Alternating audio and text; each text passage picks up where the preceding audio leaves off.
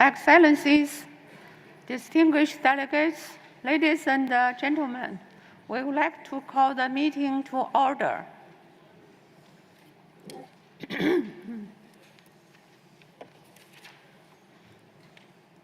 Distinguished delegates, good morning, good afternoon, good evening. Thank you for working very hard and tirelessly over the last couple of days, and welcome to this joint stock-taking plenary for the SBSTTA, the SBI, and the working group. As agreed by the Bureau, the chair and the co-chairs of the three bodies recently met to consider the organization of work for the rest of our meeting here in Geneva. As a result, they have revised the organization of work, including the schedule of contact groups and the plenaries. The Bureau also made provision for this joint plenary meeting, which is intended to provide delegates with an overview of how the work of three bodies will fit together. The chairs and the co-chairs will provide us with a presentation on how the elements and the discussion in the SBSTTA and the SBI are expected to move into the post-2020 global biodiversity framework. I would remind delegates that this joint plenary is intended to provide information to delegates. We will not have time to open the floor for discussion. We will begin our meeting with updates from the chairs and the co-chairs on the progress made by their respective bodies. Distinguished delegates, I would like to begin our joint stock-taking plenary with an update on the work of the SBSTTA. I now give the floor to Mr. Benitez of Mexico, the chair of SBSTTA. Mr. Benitez, you have the floor, please. Thank you very much, Madam Chair. Good morning to everybody. Can we see the slides to help me to provide a quick report on the status of works of SBSTTA? So far, we had two plenary meetings, and where I established 4 contact groups, one on health, another on soils, the monitoring framework, and IPBES. As you can see in the slide, there's a number of agenda items that we need to cover. I'll start with agenda item 3 on GBO, where we have a L2 document mostly clean, and the intention is to be solved in plenary, hopefully today, after this joint session. Also, as you know, on the monitoring framework, it's been already 4 sessions of the contact group, still pending 1 session for this evening. So far, it's been work on the assessment of goals from 1 to 21 and targets, and goal A, still pending for this evening to deal with goals B to D and paragraphs 1 to 7 on the document. It's important to be aware that there's already published 2 non-papers, one on the assessment of indicators done so far, and also an addendum with the various new indicators suggest during the sessions. I have to say that there are over 100 that in the future need to be assessed. Moving to agenda items 4 and 5 on synthetic biology and risk assessments. These 2L documents has an important number of brackets, and the intention, in order to save time, is to, when we deal with this in plenary, to be sent to the COP with all the brackets. I don't see very limited time we have on these 2 topics on SynBio and risk assessment. Regarding CRP2 on marine and coastal, there is a CRP document number 2, with no brackets, and the intention is also to deal with this in plenary, hopefully today, and to turn into an L document. Regarding EPSAs, as you know, it was one session of the contact group based on the non-paper. They made progress. They made progress on the annexes until Annex 6, but there's still from Annex 7 to 12 work to be done, and also on the paragraphs on the decisions. And I've been asked the Secretariat to prepare a revised version of the document to be held in plenary, and the most probably is that this has to be sent to the GOV as they are, given the very limited time we have for marine issues. Regarding item 7 on soils, there is already published an L7 ref version based on the outcomes of the contact group held last week. And the intention is for this to be solved and approved in plenary. Regarding item 8 on IPBES, we have an L4 document that is mostly clean, and the idea is to address this in plenary. And on item 9 on health, as you know, contact group had 3 sessions, and still on the midway on the non-paper. And the intention, as you will see on the next plenary, is to have a Friends of the Chair to work on the text and to consider a way forward or not procedurally to move on this topic. And finally, on item 10 on invasive alien species, we have document CRP 7, which includes a suggestion from the Friends of the Chair that was established during the first session of our meeting, the virtual one, on the way forward to work with the annexes on this document. And the idea is to be solved on plenary, hopefully today. So this is the status of the documents so far, and we will continue on the plenary. And thank you very much, Madam Chair. Thank you very much, Mr. Benitez, for this update. I now would like to give the floor to Ms. Charlotta Sjöqvist of Sweden, the chair of SBI. Charlotta, you have the floor, please. Thank you, Madam President. Good morning, colleagues. I'm happy to report that the SBI has been working diligently and has continued making steady progress at this resumed session. And I would like to begin my update with an overview of our plenary meetings and then provide an update on the work of SBI contact groups. And as you will note, there are slides playing behind me that will give you the gravity of the amount of work left. I hope you can see them. I think that's helpful with the slides. So, starting with the plenaries, the SBI has held 3 productive plenary meetings. At the opening plenary on Monday, the 14th March, we took up agenda item 6 on resource mobilization and the financial mechanism, and reminded delegates that the contact groups established during the first part of SBI-3 would continue its work. During our second plenary on Friday, 18th March, we launched our consideration of agenda item 5 on the post-2020 global biodiversity framework and the draft gender plan of action. We also established a contact group, which I will say more on in a moment. We also had a productive discussion on the communications plan for the post-2020 period.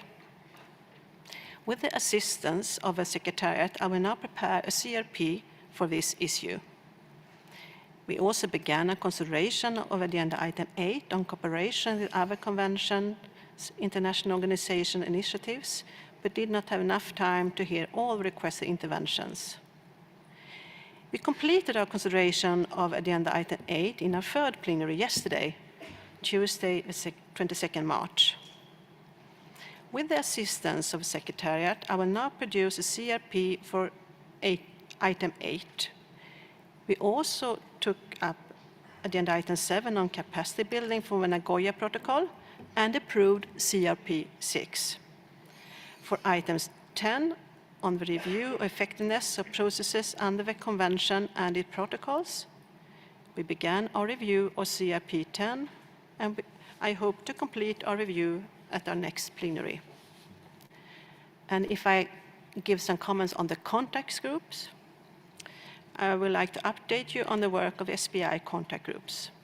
The contact group on agenda item 5 and the Gender Plan of Action has been co-chaired by Mr. Scott Wilson of Canada and Melissa Laverde of Colombia. The group met one time and made limited progress. As there were several issues still outstanding, delegates continue work in the Friends of the Chair group, led by Ms. Camila Cepeda Lizama of Mexico, which met yesterday in the evening and will also meet this evening to finalize their work. The contact group on agenda item 6 on resource mobilization and financial mechanisms is being co-chaired by Ms. Ines Verley of Belgium and Ms. Jonizane Munshedzi of South Africa. The group has met 3 times so far. On resource mobilization, we have made progress in further developing CRP 15 and have included a section with new inputs for further discussion at COP15. And the co-chairs will now issue a revised CRP. The group is also making progress on a non-paper on the financial mechanism, and I shall note that the co-chairs of this contact group has emphasized that these issues need further attention before COP15. The next meeting of this contact group will be on Wednesday, 23rd March at 7:30 p.m. This evening. The contact group on agenda item 7 on capacity building, technical and scientific cooperation, technology transfer, knowledge management and communication has been co-chaired by Ms. Hajo Hanstra of the Netherlands and Ms. Laura Bermudez of Colombia. The group met 2 times and focused their discussions on CRP 13 and a supporting non-paper. The group made considerable progress in removing bracketed text and made use of Friends of the Chairs group to develop compromise proposals. The group did not have time to address all the outstanding issues. The co-chairs have produced CRP 13 Rev 1 for consideration by the SBI Plenary, and I would like to thank the co-chairs for their guidance and hard work on this issue. The contact group on agenda item 9 on review mechanism is being co-chaired by Mr. Andrew Stott of United Kingdom and Ms. Gillian Guthrie of Jamaica. During the first 2 meetings, the group made good progress in further developing, strengthening, and in some cases substantially simplifying the contents of a non-paper. The group resumed its consideration of a non-paper during its 3rd meeting last night, and the 4th and final meeting is scheduled for Thursday, 24th March at 7:30 p.m.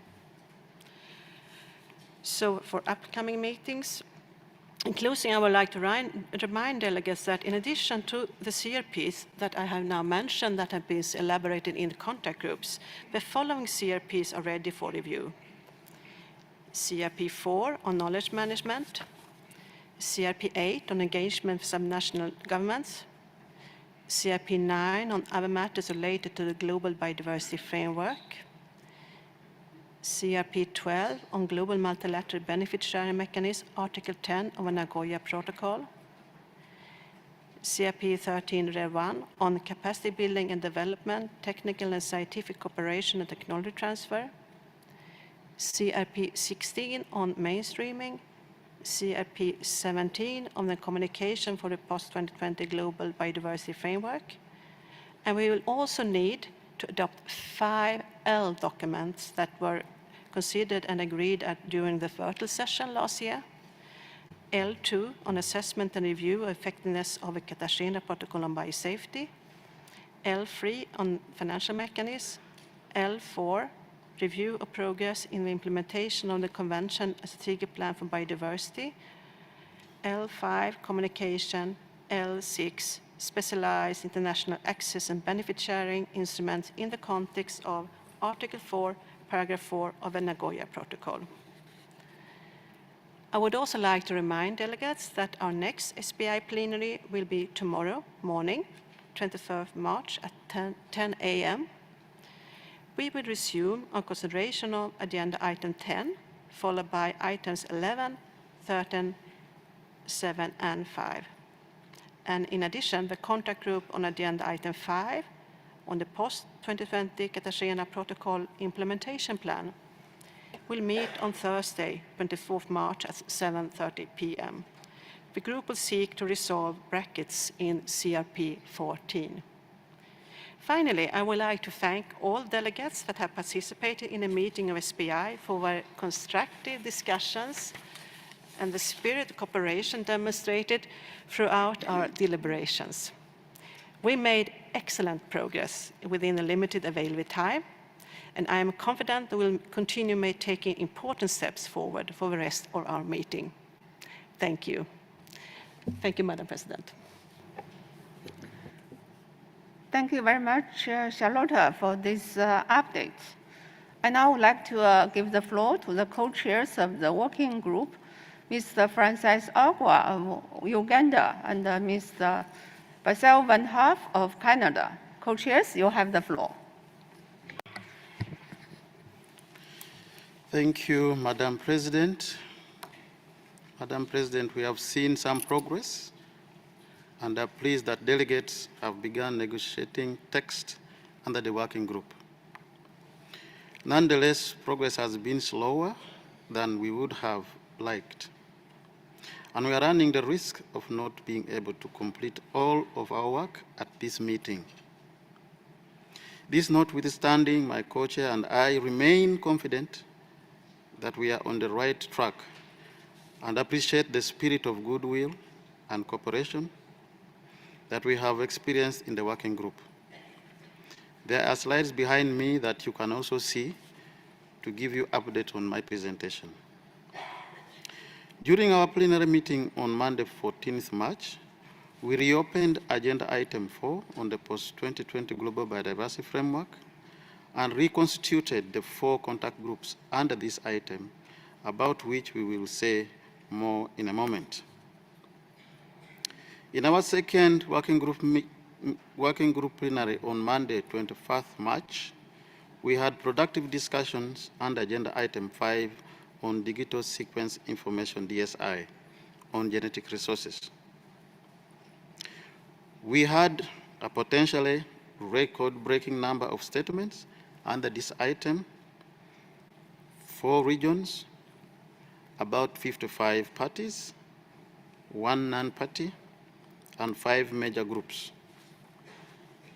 We felt it was important to provide space for this discussion, as this was the first time this item was discussed in plenary, and we managed to hear all those who requested to take the floor.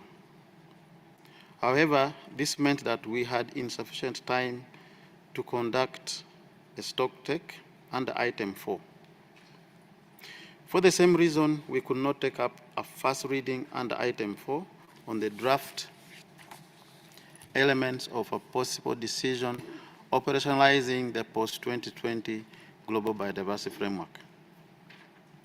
Regarding the contact groups, next we would like to provide an update on the important work of our contact groups under agenda item 4. Contact group 1 on the goals, milestones, structure, and sections A to E of the post-2020 Global Biodiversity Framework has met twice to date, on Tuesday, 15th March, and Friday, 18th March. The contact group is co-led by Vinod Mathur of India and Nobe from Switzerland. This contact group has conducted a preliminary review and prepared a non-paper on goals A to D, which has been shared yesterday for consideration at its 3rd session on Friday, 25th March. The contact group has also held a preliminary review of section B-BIS that we propose in our reflection document, which will require further consideration. The contact group has also had some productive discussions of the relationships of goals, targets, and milestones, and on the question of numericals in the goals.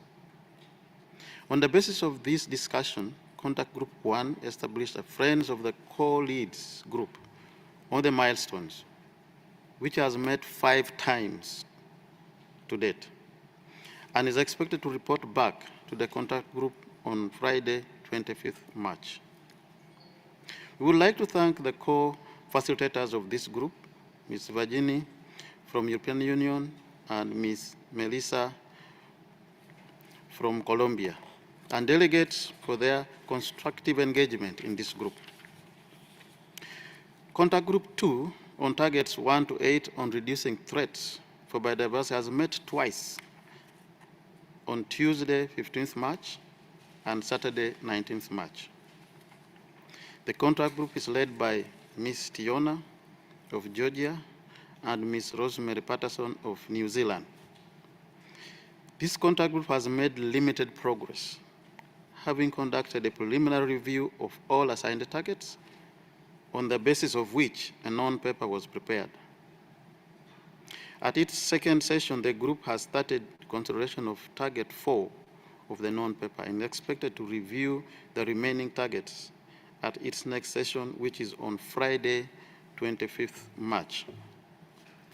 Contact Group 3 on targets 9 to 13 on nature's contribution to people has met twice, on Wednesday, 16th March, and Monday,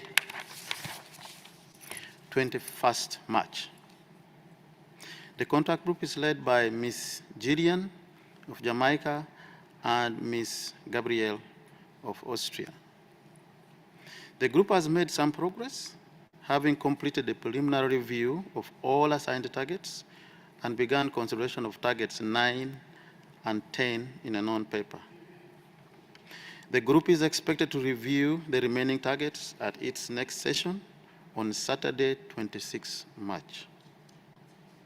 Contact Group 4 on targets 14 to 21 on tools and solutions and sections H to K of the framework has met twice, on Thursday, 17th March and Tuesday, 22nd March.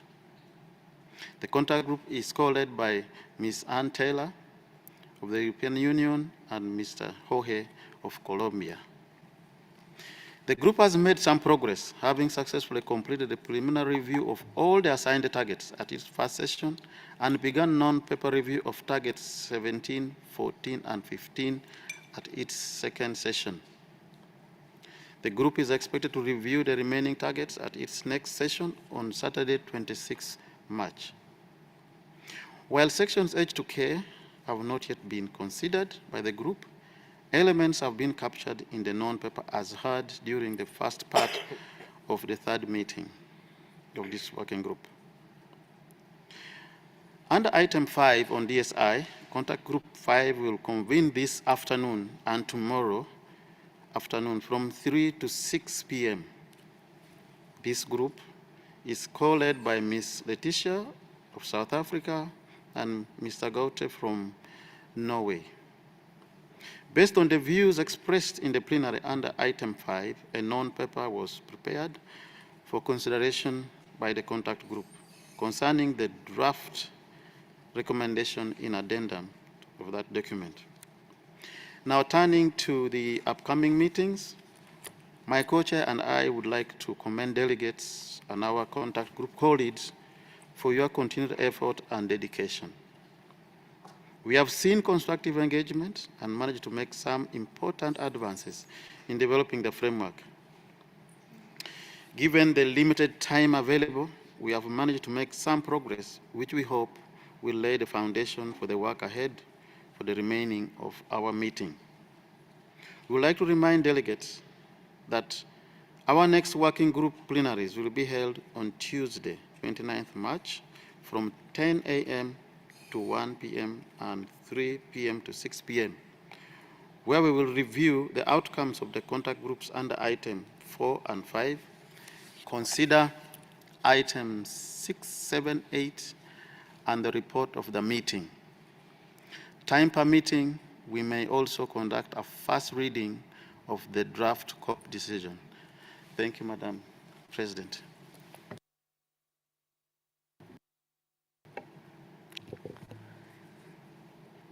Thank you, co-chairs, for this update. I'm happy to hear that we are making steady progress on the many important issues and discussion. Let us now turn to the next item on our agenda. Distinguished delegates, I would like to turn to our next topic, coordination among the three bodies. For this part of our meeting, I would like to give the floor to Mr. Basel Van Haaf, the co-chair of the working group, to address the meeting on behalf of the chairs and the co-chairs on the topic of coordination among the three bodies. His presentation will provide the delegates with an overview of how the work of three bodies will fit together and how the elements and the discussion in the SBSTTA and SBI are expected to move into the post-2020 global biodiversity framework. The presentation will be followed by further inputs from the chairs of the SBSTTA and the SBI. I remind delegates once again that we will not open the floor for comments on this plenary, as there will not be sufficient time. Basel, you have the floor, please. Thank you, Madam President, and good morning to all of you. You'll see now on the screen a graphic representation of the various contribution and how that complex mechanics is working. Represented in the center is the work of the Working Group 2020, and as you know, the main output is the Global Biodiversity Framework.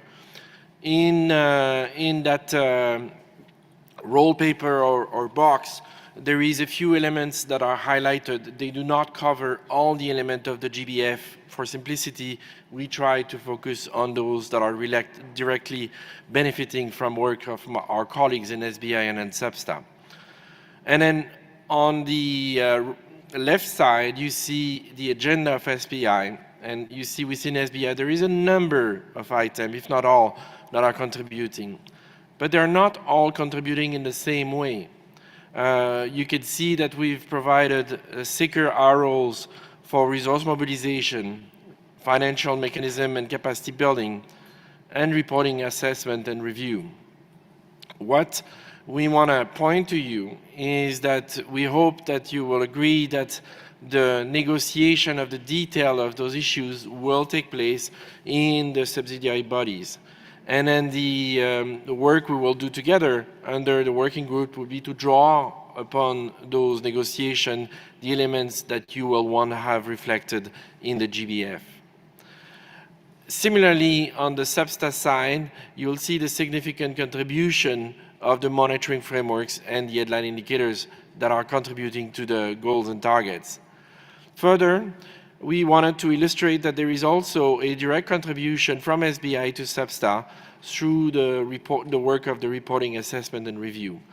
So those pieces are working together, and that is only one way to represent that. We could have also represent that in a kind of a triangle, illustrating the various pieces.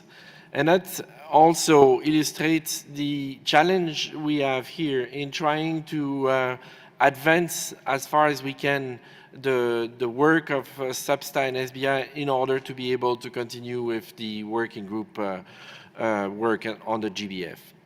So that's the remarks I wanted to give you, but I'll turn now to my colleagues from SBSTTA and SBI. Perhaps I'll go first to the chair of SBSTTA for some remarks. Thank you very much, Basil. Yes, this is a way to show the various connections among the three bodies and around the post-2020 framework.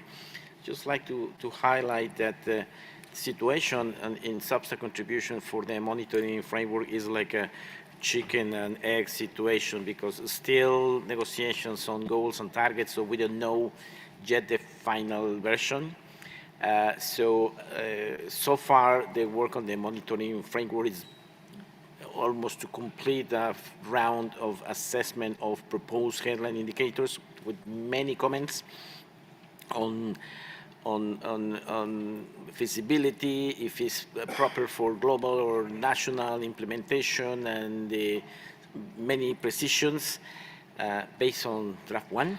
And of course, we also receive a number of new targets, more than 100, that need also to be assessed. So some intersessional work is going to be needed to assess the new ones and to cross-check with the outcomes of meetings here in Geneva, and to prepare a revised document for COP, updated based on changes and goals and targets, and also the identification of gaps. So in this sense, the contribution from SBSTTA on the monitoring framework is for all goals and targets. Also, regarding the review mechanism, we need congruence with SBI for the use of the national indicators and the monitoring and the review, and how these will be integrated in national reports. So we need also to work together. And finally, as you know, we need to close businesses of SBSTTA and SBI here in Geneva. There is no option to create more additional meetings.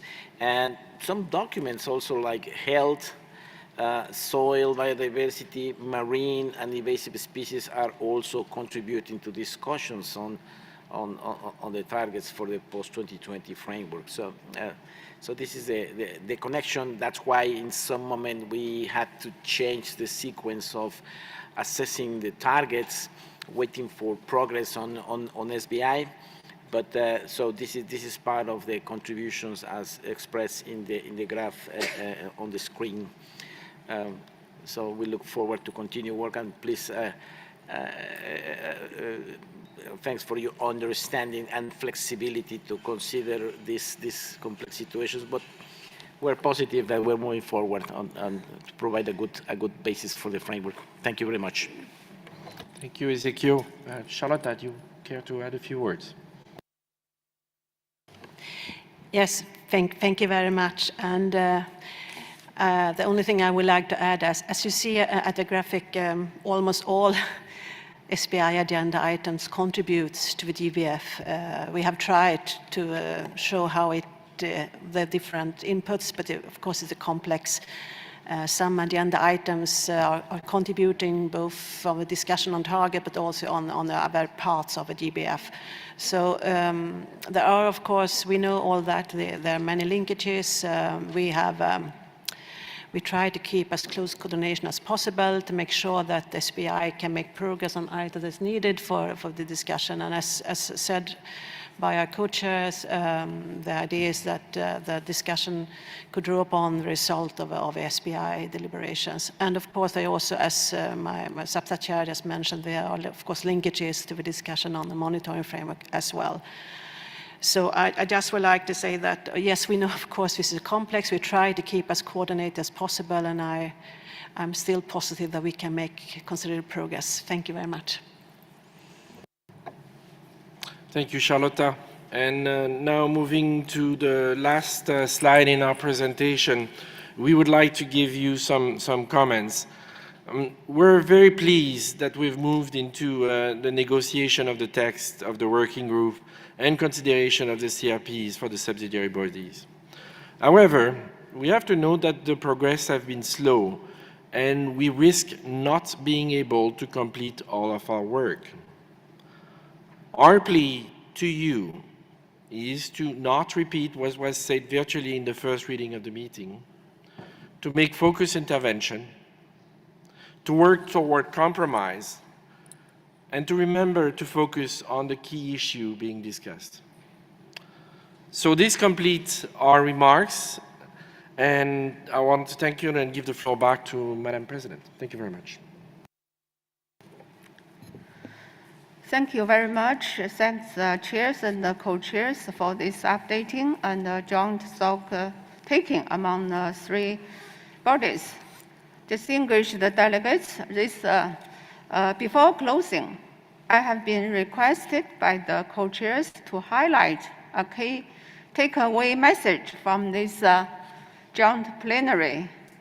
As we move ahead, I would like to urge delegates to please keep the interventions as focused as possible. We have a great deal of work ahead and a limited amount of time for discussion. Therefore, we need to sharpen our focus and concentrate on the truly essential elements. As a saying goes, in traditional Chinese culture, I'd like to share with you, great choices are always simple. If we want to adopt a GBF that supports and builds momentum for action at all levels and across all sectors, we need to keep the text as concise and communicable as possible. Dear colleagues, we have 7 days before the Geneva meeting concludes. A lot can be done in 7 days. We need to have confidence in ourselves and have confidence in each other. Global biodiversity counts on us. Let us move more swiftly with the discussions, be constructive, and be focused and strive for more consensus. We need to do this together, and we can do this together. Thank you. Thank you for your hard working, and thank you very much. I would now like to give the floor to the Secretariat for any announcement, please.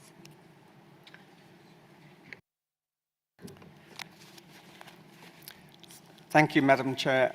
We have no further announcements other than, of course, to note that the subster plenary will take place here immediately after the conclusion of this joint plenary. Thank you.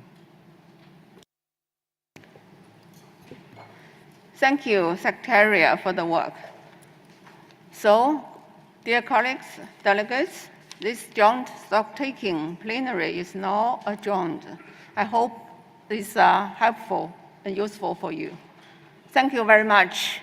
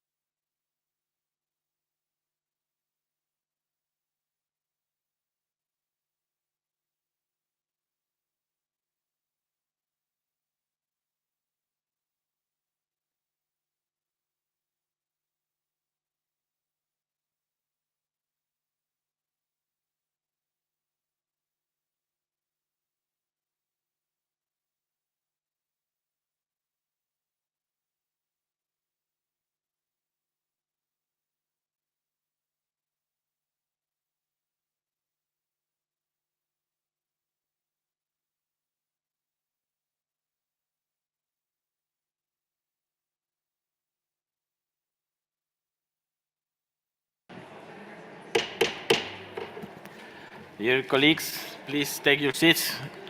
We're starting our plenary session.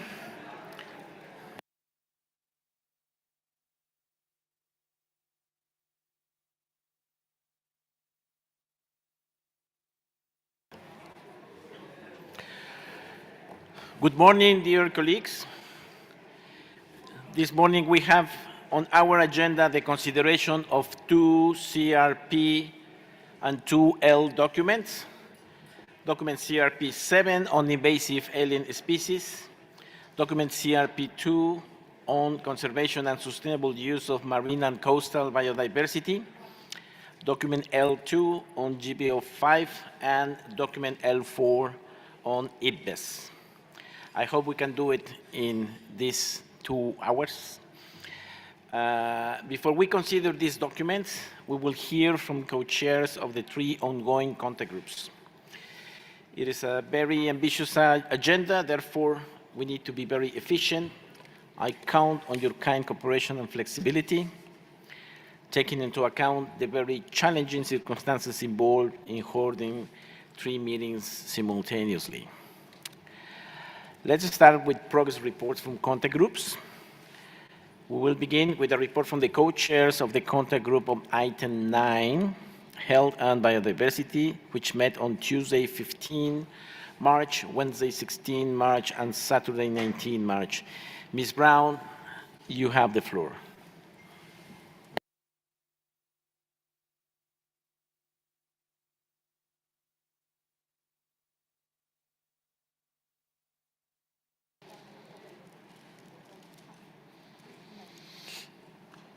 Thank you, Chair. Ms. von Weisenberg and I had the honor to co-chair 3 contact group sessions on biodiversity and health, most recently on Saturday evening, to continue the discussion and review the revised non-paper that was issued following the outcomes of the 2 previous contact group sessions. In this 3rd session, we heard interventions from 32 parties and 2 observers on the draft Global Action Plan for Biodiversity and Health. Section 1, 2, and 3 were reviewed. Sections 4, 5, 6, and 7 were not reviewed. In view of the deliberations last week, my co-chair and I feel that it would be very challenging to complete the review of the draft Global Action Plan during this meeting. Thank you, Chair. Thank you, Ms. Brown and Ms. von Weisenberg, for the entire contact group, as well as the Secretariat for all your hard work.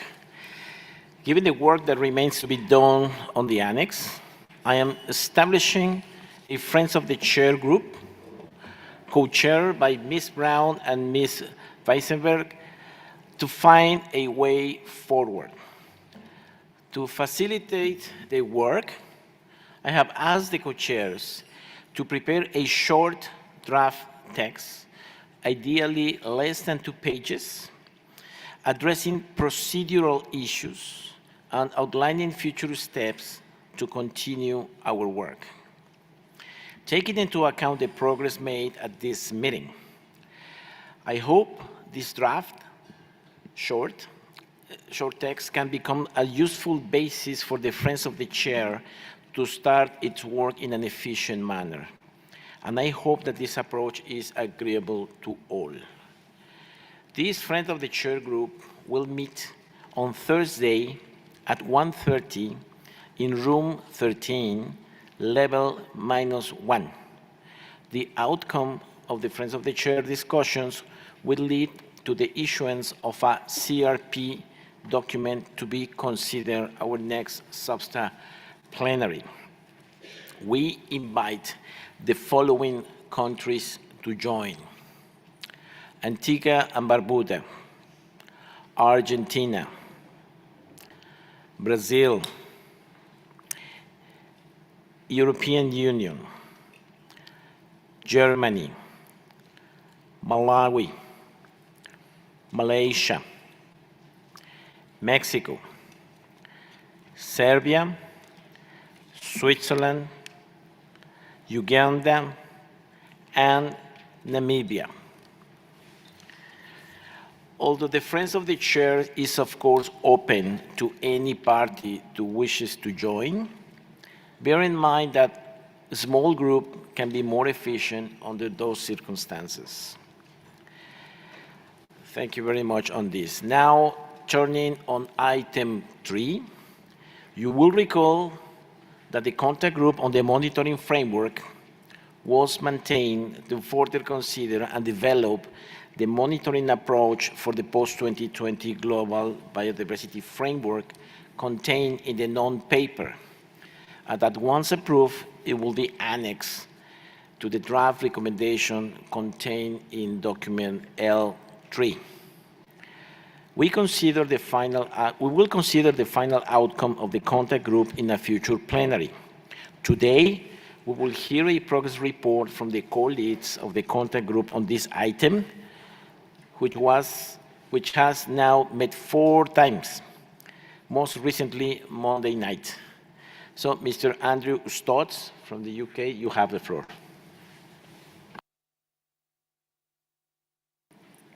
Thank you very much, Chair. I'm very pleased to present this report on behalf of Alfred and myself. During the session on Monday evening, we considered indicators for targets 20, 21, 7 and 8, and for goal A. This means that the indicators for target B, C and D remain to be discussed, as well as the introductory paragraphs 1 to 7 of the annex. All the indicators for the targets have now been discussed. The contact group heard interventions assessing each indicator for its relevance, technical feasibility at national and global levels, and its readiness to be used. It also captured a wide range of suggestions for new headline indicators, modifications to existing indicators, and suggestions for moving certain headline indicators to the component level or vice versa. The results of these 4 sessions of the contact group have been captured in 2 papers.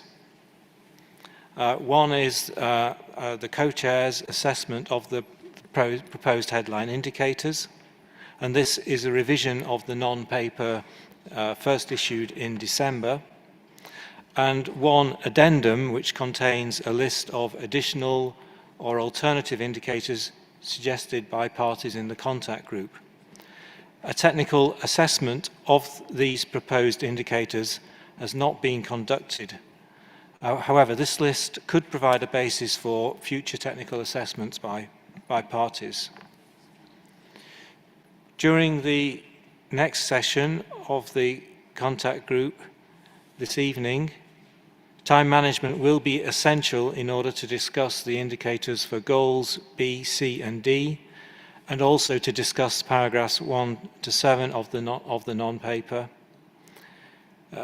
We will also review the assessments by the co-chairs and the summary as a summary of our discussions. Alfred and I believe that with a strong focus and good pace, we can complete our work this evening. Thank you, Chair. Thank you very much, Andy and Alfred, for the hard work. The contact group will meet again tonight at 7:30, and we look forward to its outcomes, as well as the 2 non-papers you described on assessment of current indicators and the addendum compiling the new indicators proposed during the 5 sessions. Actually, those documents are already online, so you can take a look on that. And as I explained before in the joint stock-taking session, this will require further work after these meetings to cross-check with the final, semi-final versions of goals and targets. Thank you very much. We will now hear a report from the co-chairs of contact group on item 6, which met last night. So I invite Ms. Marie-May Musungale from Seychelles. So you have the floor.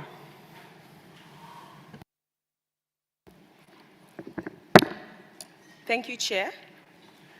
The substitute group on agenda item 6 focused on ecologically or biologically significant marine areas, which I had the pleasure of co-chairing with Adam van Opselen from New Zealand. Our contact group was tasked with addressing CRP4 and EBSAs, and we met during yesterday evening session from 7:30 to 11:20 p.m. Annexes 1, 6, and 10 of the CRP were addressed at the first part of the session of SBSTA, held last year virtually. At this meeting, the contact group was mandated to consider the entirety of the CRP. In yesterday evening session, our only session, the contact group was able to consider Annexes 1 to 6. The contact group heard interventions from 38 parties and 1 observer on the annexes, one by one, focusing on text-based proposals. In Annex 6, paragraphs were also considered one by one due to the complexity of the proposed revisions. Whilst there was robust discussion in the contact group and some of the brackets were lifted, many brackets remained. From our view, the discussions helped to provide more clarifications on the nature of some of the issues and guide parties in finalizing the positions on the document. While there were minimal new areas of divergence, there were still divergent views expressed at last year's session of the SBSTA, and these remain primarily around issues such as concerns relating to maritime jurisdictional disputes and sovereignty issues, the role of the EBSA process with respect to the deliberation on a new instrument for marine biodiversity in areas beyond national jurisdiction, the role of SBSTA and COP with respect to the outputs of the EBSA described for national processes. Due to limited time, the contact group was not able to consider Annexes 7 to 12, nor the draft recommendations. In light of this, the Secretariat will prepare a revised CRP to be considered by the SBSTA plenary. Thank you, Chair. Thank you very much, Ms. Musangale, and also to Adam for co-chairing this contact group. As she said, a revised version of the CRP on EBSAs that was discussed in the contact group last night will be issued as soon as possible and will be considered at an upcoming plenary of SBSTA. As far as CRP2 on conservation and sustainable use of marine and coastal biodiversity, it will be reviewed in today's plenary, following document CRP7. In the interest of time, there will be no contact group meeting to discuss this CRP, so be ready for later. I also take this opportunity to mention that the revised version of document L7 Rev 1 on biodiversity and agriculture, item 7, is available on the meeting webpage and will be taken up at an upcoming plenary. So with this, we finish with reports on the different contact groups. And now let's move to document CRP7 on invasive alien species, item 10. So you will recall that on item 10, I established a Friends of the Chair group facilitated by Ms. Senka Barudanovic from Bosnia and Herzegovina. At the final plenary session of part 1 of the meeting last June, Ms. Barudanovic reported on the group's deliberation. She explained that the group had been tasked to find a way forward on the annexes in the draft recommendation contained in document CRP7. Following the meeting of the Friends of the Chair, the document was updated to reflect the outcome of the group's discussions. The annexes also reflect the statements and submissions received. The Friends of the Chair proposed to organize a peer review process on the annexes 1 to 6 and to convene a moderated, open-ended online forum on the results of the peer review process. So I propose that we concentrate only on the recommendations part of the document and send the annexes for peer review, as suggested by the Friends of the Chair. I would like to go to this paper, which has only one set of brackets on page 2, paragraph by paragraph. So we're talking about only 4 pages and the 12 paragraphs included. So let's start with paragraph 1. So I open the floor for comments on paragraph 1.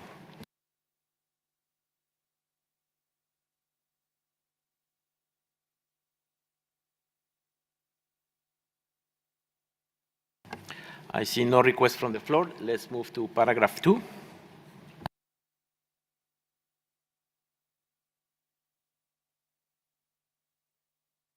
France, you have the floor. Merci, Monsieur le Président. Thank you, Mr. Chair. I'm still in paragraph 1, if I may.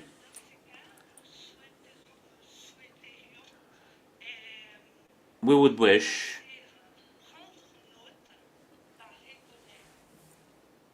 to say note or take note rather than recognize.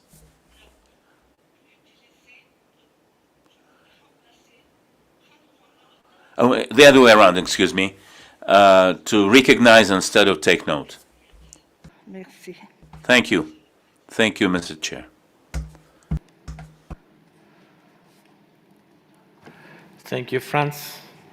Now, comments on paragraph 2. I see no request. Then move to paragraph 3.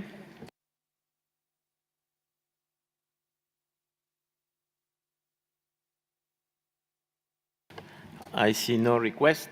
Paragraph 4. Argentina, you have the floor. Muchas gracias. I thank you, Mr. Co-Chair. Mr. Chair, excuse me, says the delegate. In line 4 of this paragraph, we would like to add one word.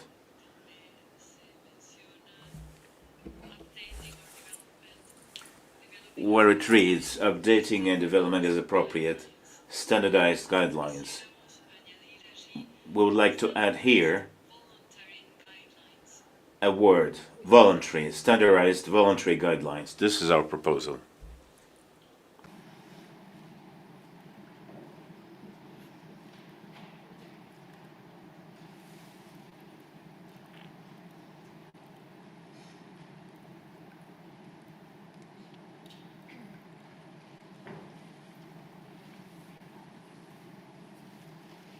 ¿Lo repito? Should I repeat? No, muchas gracias, Argentina. I thank you, Argentina. Apologies, but I had a problem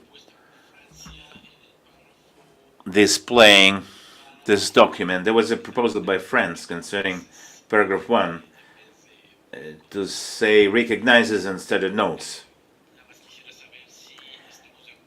And I'd like to find out if we can agree on this proposal by France to have a clean document. Is anyone objecting to this proposal of France? Brazil?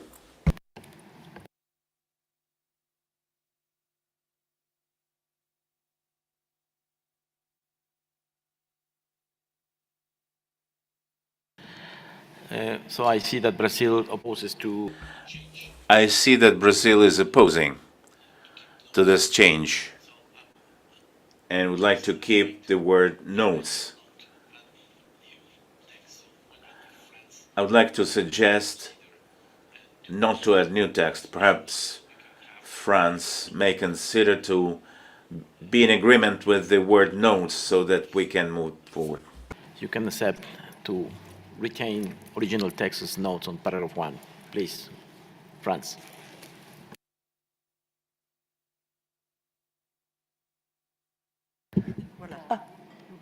Okay. Merci, merci.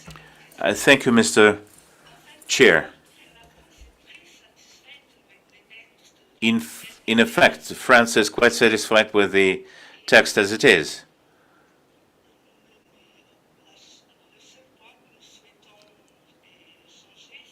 The only thing we would wish to change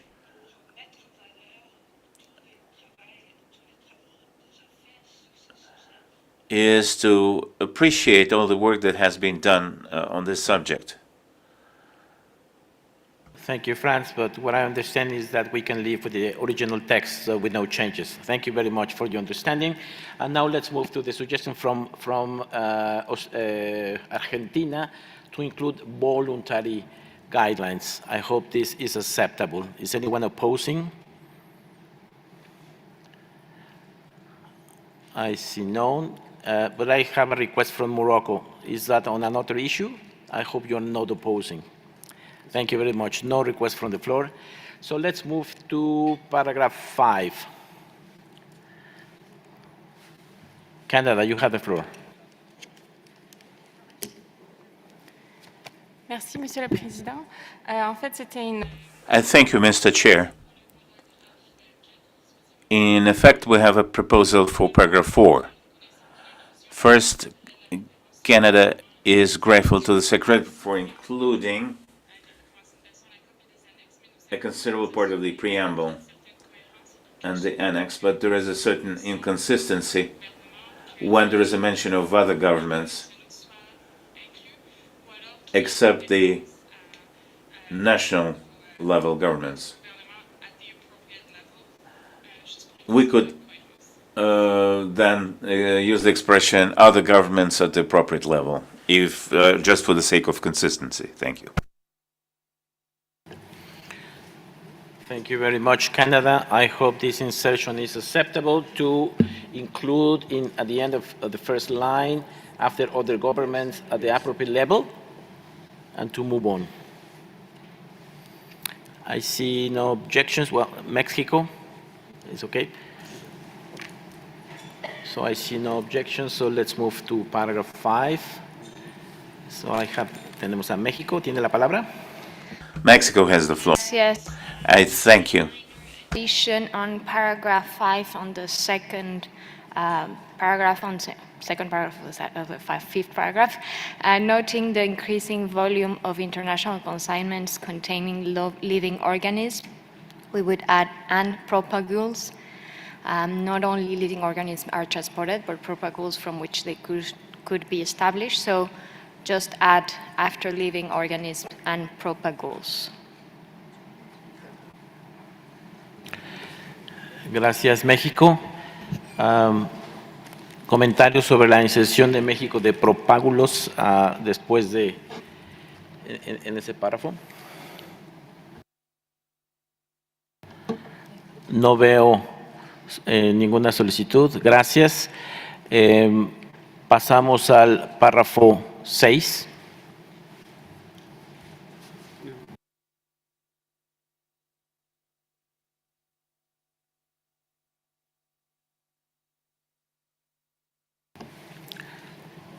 Perdón, no es párrafo 6, es el 5, que ya incluye varios párrafos. Entonces vayamos al primer párrafo de la sección 5 en las recomendaciones a la COP. Abro la palabra para el párrafo 1 de Text Note. Canadá tiene la palabra.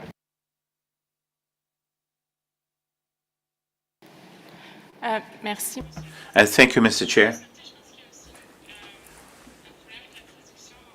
We believe there is a translation problem in English.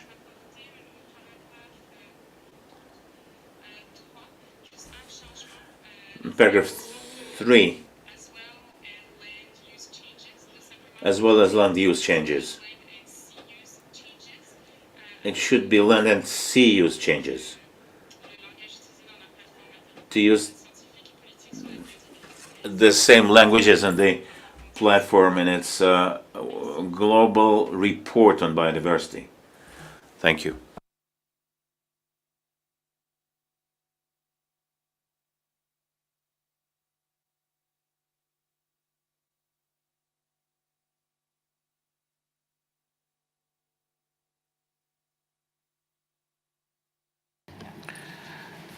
Please, Canada, can you repeat the insertion? I assume this is on the third paragraph of the preambular part, right? Can you repeat where exactly you want this language to be included to capture properly? Thank you.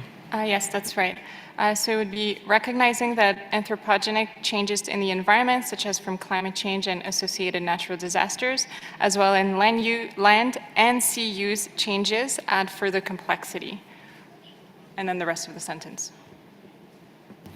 Thank you very much. So is to compose land and sea use changes. I hope this amendment is acceptable.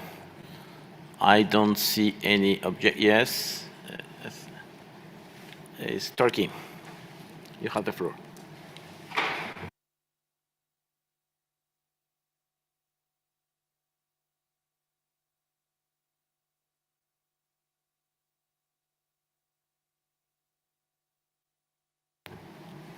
Microphone for Turkey, please. Mustafa. Thank you, Chair. We have comments regarding para 5, subpara 3, with beginning recognizing. We wish to delete the following parts, such as from climate change and associated natural disasters, as well as land use change. And instead of this expression, we would like to add including climate change, land/sea use change, over exploitation and pollution in harmony with the IPBES typology of anthropogenic drivers. Thank you, Chair.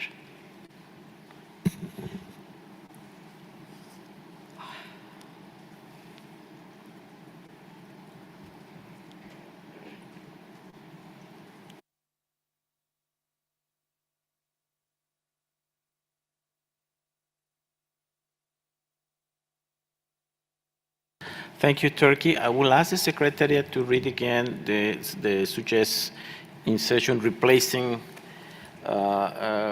such as from climate change and so on, and with the inclusion of Canada to consider land and sea use. But I think this formulation is quite adequate. But please, Secretariat, read the text. So the paragraph would read as follows: recognizing that anthropogenic changes in the environment, including climate change, land and sea use change, or exploitation and pollution, in harmony with IPBES typology and anthropogenic drivers, add further complexity and increased risk of biological invasions and consequent threats to biodiversity. Is this new formulation acceptable? I see Morocco asking for the floor.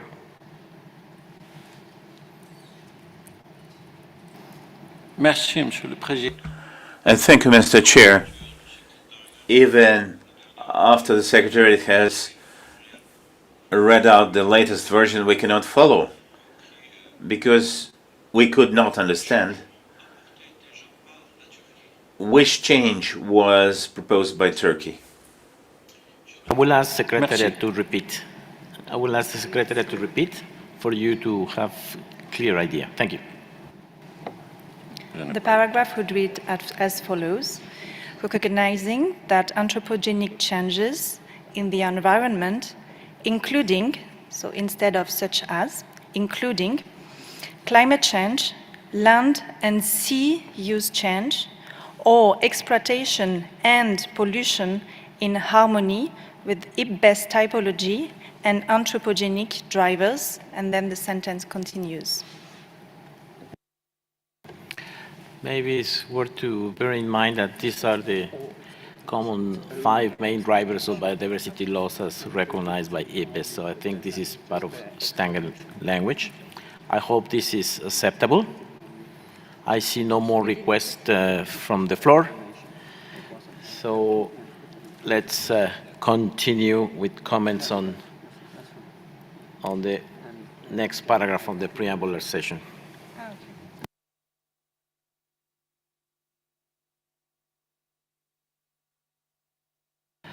I will ask again the Secretariat to repeat the final wording of this paragraph with the amendment. Thank you. So it would be recognizing that anthropogenic changes in the environment, including climate change, land and sea use change, over exploitation and pollution, add further complexity and increased risks of biological invasions and consequent threats to biodiversity.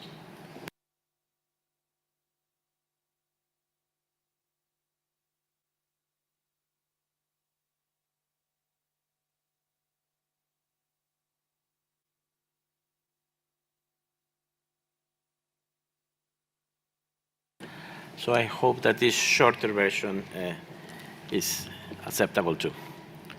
Thank you very much. So more comments on this paragraph, on the preambular section. I see none. So let's move to the operative paragraphs.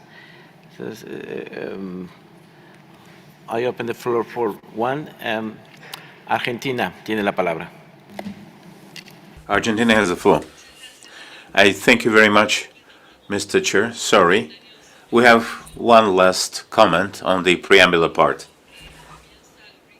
Concerning the last paragraph beginning with recalling decisions, we would like to add Recognizing that voluntary guidance in relation to invasive alien species. So we would add the word voluntary. I think Argentina. This would be to make it consistent with your previous proposal. I hope this amendment proposal is acceptable to all. Thank you very much. Let's go on with operative paragraph 1 that begins with takes note. Canada has the floor. Excusez-moi, Monsieur. Excuse me. This is still on the preamble concerning the paragraph that starts with emphasizing the need for increased collaboration among parties. Canada would like to make sure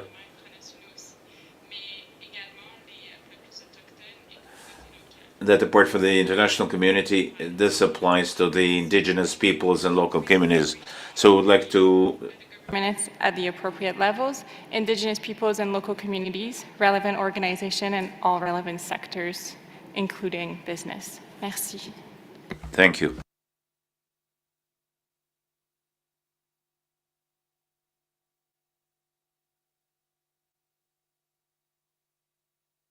I'll give the floor to the Secretariat. Thank you, Mr. Chair. I would just like to perhaps draw to the attention of all parties that the expression parties and then comma or other governments, or encourages parties and invites other governments, has always been used under the convention to refer to essentially other states. In other words, to the two states of the United Nations that are not parties to the convention, and that's, I think, always has been the understanding. Some other bodies actually use the phrase parties, other states, but under the convention, we've always used parties, other governments, and so I would suggest the delegation of Canada may want to reflect as to whether we, and then all parties to reflect whether we should change this practice. Because the clear understanding, I think, under the convention is this phrase in this form of inviting parties, other governments is essentially referring to the United States and the Holy See. When we want to involve, for example, subnational entities, then usually the expression is added either subnational and local governments or at all levels of government. So this is just for your consideration because I see that we may inadvertently change our practice otherwise. Thank you. Thank you for the clarification from Secretariat. Yes, it's not to to make a mistake while referring to subnational levels when we're referring to other governments, is what you're saying. That may not be party. So when I see that the intention of Canada is to recognize the participation of subnational levels with parties and non-parties, right? So let's find the adequate way to reflect this.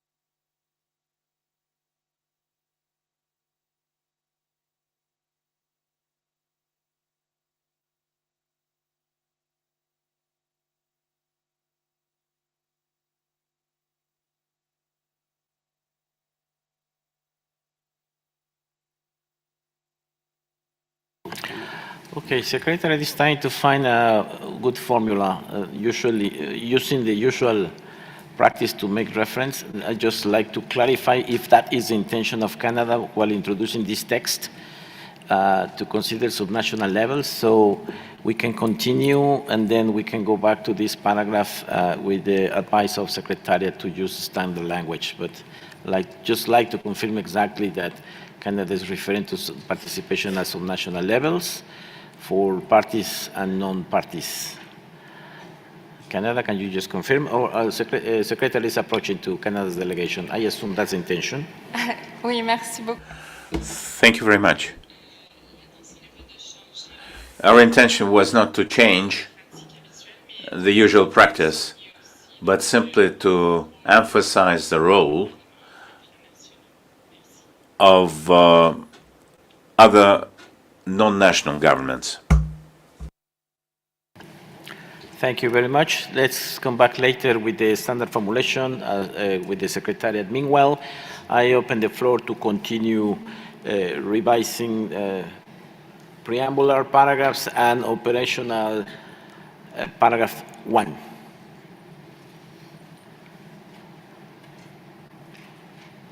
I see no request from the floor. So let's move to operational paragraph 2 that I remind you is the only set of brackets. Turkey, you have the floor.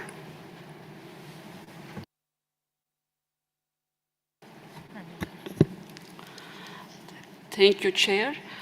We request to add a new sentence with beginning take notes of following letter C, S, as the risk analysis on the potential consequences of the introduction of invasive alien species on social, economic, and cultural values contained in Annex 4 below, because this element has already been included both in the meeting report of the ad hoc technical expert group on invasive alien species and SBSTTA-24 CRP7, in line with decision COP 14/11.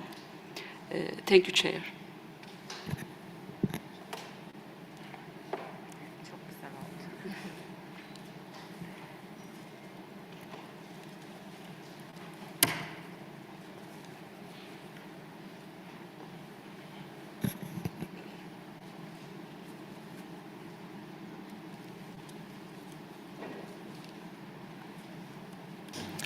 Thank you, Turkey. I understand this is part of the outcomes of this online forum. And the advice of the Secretariat is to include this new text, but instead of a different subparagraph, this can be included at the end of paragraph A, certainly reflecting the outcomes of this online forum and the ATEC.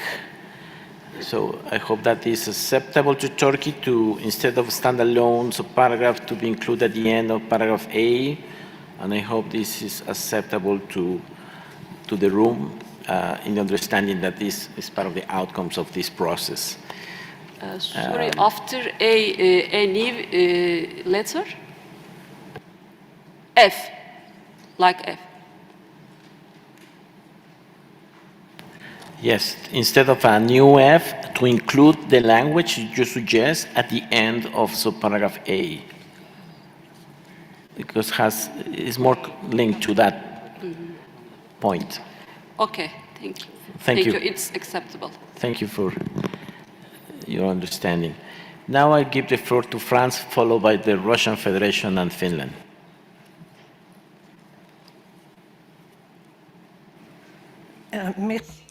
I thank you, Mr. Chair. France would like to take off the brackets about the part concerning the previous decisions taken by COP. To delete the brackets. Much. So France proposed to delete the brackets. Yes, oui, s'il vous plaît. Thank you. Yes, please. Give the floor to. Okay, I'd like to know if we agree to delete the brackets and to keep the text. I have many parties in my screen, so if anyone is opposing, please raise your hand.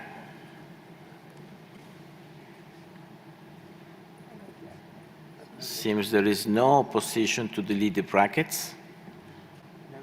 Thank you very much. Now I'll give the floor to, now on my screen, to Finland, followed by Australia and Morocco. Finland, you have the floor.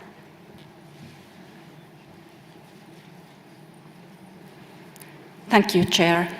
Finland would like to clarify that we also would like to lift brackets, but we would like to lift brackets around only taking into account the earlier decisions of the Conference of the Parties, because for us these references to previous CBD decisions need to be maintained. So only that part. Thank you. Thank you, Finland. This means that you want to keep brackets on multilaterally agreed rules and specific circumstances in different regions, if I see you noting. So it's to keep one set of brackets instead of have a clean text. Australia, followed by Morocco and France. Thank you, Chair. Sorry to take you back to paragraph 1, but unfortunately I was not able to keep up with Turkey's proposed insertion of language. I think it was around social, cultural considerations in risk assessments that you proposed to put at the end of paragraph 1A. So either can we have that read out so we can more clearly look at the language, or at least put it in brackets until we can consider further. Thank you. Thank you, Australia. No more brackets, please. So I'll ask the Secretariat to read the paragraph for full clarity on this session by Turkey. Please, Secretariat. So it would read, methods for cost benefits and cost effectiveness analysis, which best apply to the management of invasive alien species, semicolon, and risk analysis on the potential consequences of the introduction of invasive alien species on social, economic, and cultural values. And actually, this additional component is reflected in the report of the ATEG, and which is why it makes more sense to add it after the first part of point A.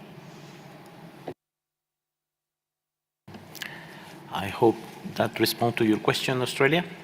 Is that agreeable? You have the floor. Thank you. I do apologise. You were just a little bit too quick for me. I understand it's come out of ARTEC, but I still would like to just have a look at the language, if that's okay. If you could just read it one more time a little bit more slowly. And risk analysis on the potential consequences of the introduction of invasive alien species on social, economic, and cultural values. Thank you very much. That's fine. That's acceptable. Thank you, Australia. Now I'll give the floor to France, followed by Russian Federation and Sweden. Merci, Monsieur. Thank you, Mr. Chair. I would like to come back to paragraph 2. What I meant is that France would like to delete the brackets around the first part of this paragraph through to and including a conference of the parties, exactly as was later suggested by my colleague. Thank you. Thank you, Russia. Yes, that's what France suggests.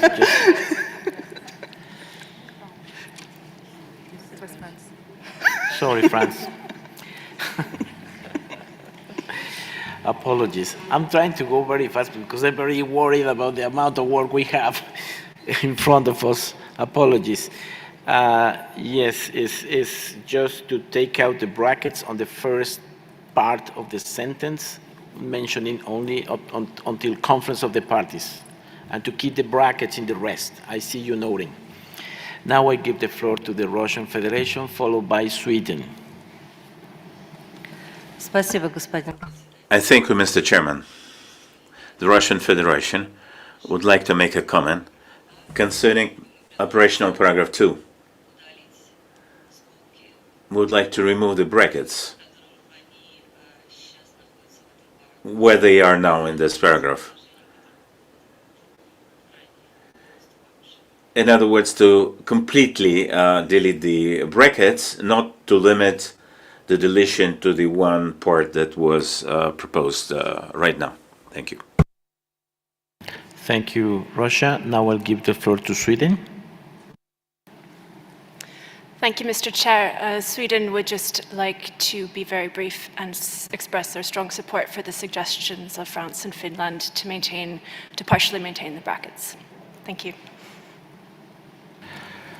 Thank you very much.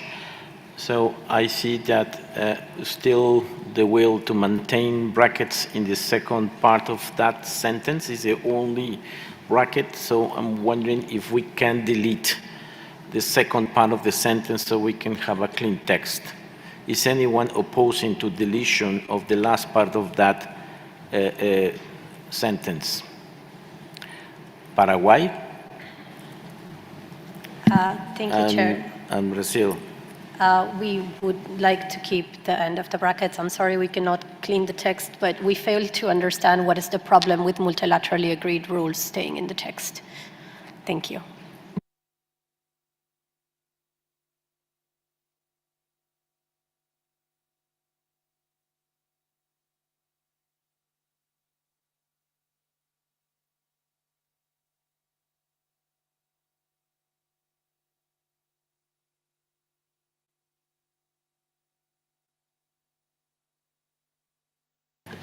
Muchas gracias, Paraguay. Thank you very much, Paraguay. Both Paraguay and Brazil would like to delete all of the brackets. However, we have some parties who would prefer to have brackets remain in the last part of the sentence. I don't think we're going to be able to agree here and now. I suggest that we keep these brackets in the second part and we move on to the next paragraph. But I'll give the floor to Argentina now. Muchas gracias.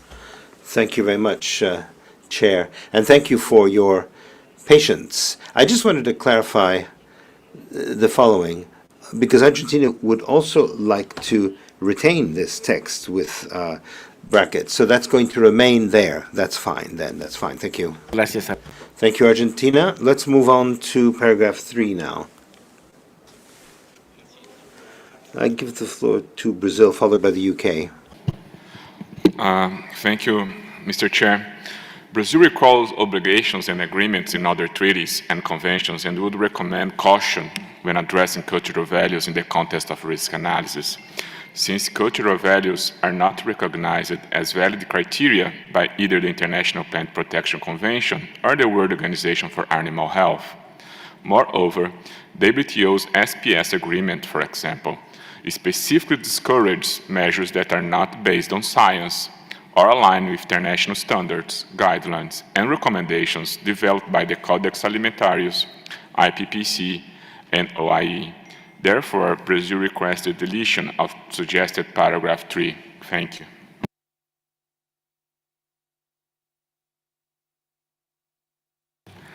Thank you, Brazil. So you are suggesting to delete the whole paragraph 3. I'll give the floor to the UK, followed by Argentina.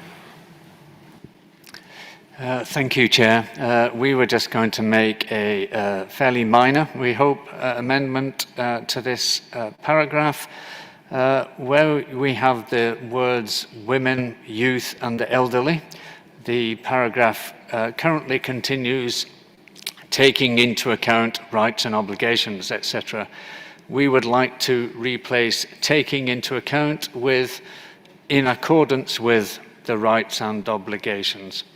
So it's inserting in accordance with the rights and obligations instead of taking into account. Thank you, Chair. Thank you, UK, for that amendment on paragraph 3. I'll give the floor to Argentina. No, thank you, Chair. In this paragraph, we would like to delete a part where there are some examples. The text reads, there's a parenthesis there. For example, the socioeconomic impact classification of alien taxa, CET. That part we would like to take out. And then it reads, and international best practices. And here we would like to add, after the word international, and national. So it would read, and international and national best practices. We would therefore include the national best practices along with the international best practices. That stops what we would like to say about this paragraph. Thank you.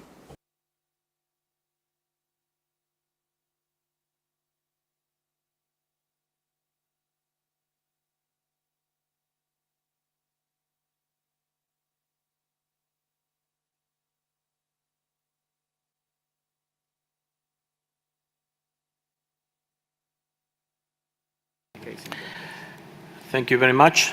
So we have 4 suggestions to modify this paragraph, so I will ask one by one. The first one will be to replacement in accordance with the rights and obligations from the UK. I hope everybody agrees with that amendment. I see no objections. Then is a suggestion to delete the examples in parentheses, and for example, socioeconomic impact classification of alien taxa, say CAT. Is there anyone opposing to the deletion of this text? I see no objections. Then the inclusion of Argentina to also mention national best practices. Is anybody opposing? I see no objections, so those amendments are included. And Brazil is asking the deletion of the whole paragraph 3. Is anyone opposing to delete paragraph 3 in its entirety?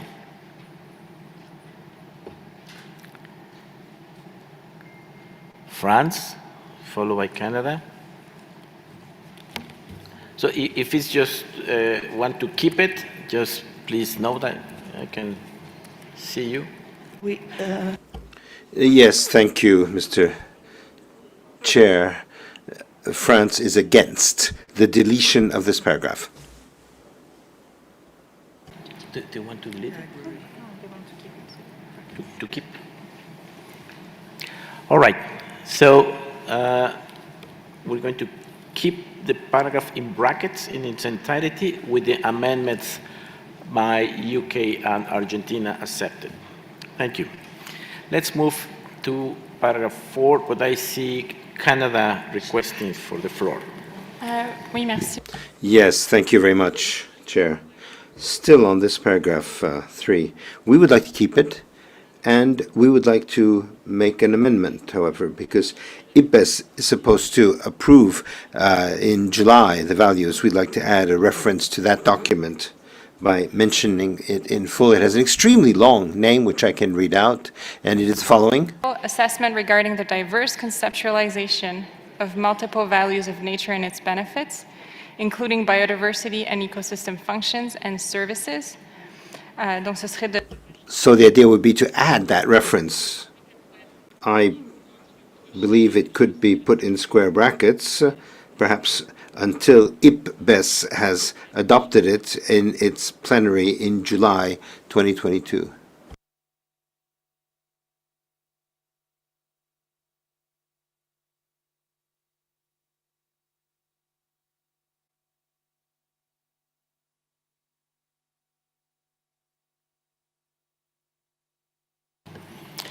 Thank you, Canada. There are two issues here. One is you're making reference to this assessment by IPBES that is not finished yet, is not published yet, and then seems, if we heard properly, to have a footnote on this. Can you clarify that point, please?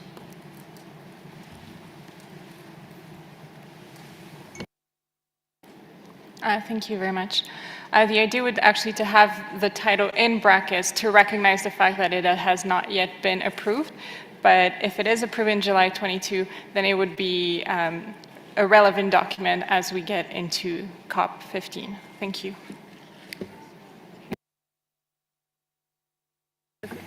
Can you clarify if it's as a footnote or the text? So I know you want to keep the text in brackets. Meanwhile, so considering that by the COP, probably this assessment is published, but on the text or as a footnote, I was confused about it. Can you clarify, please?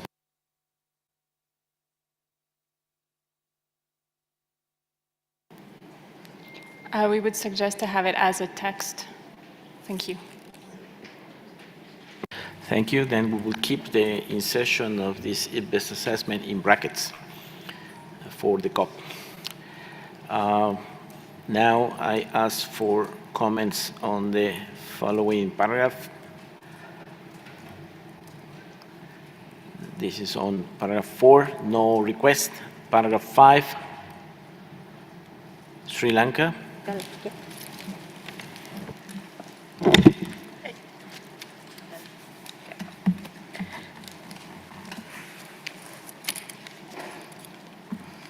Thank you, co-lead.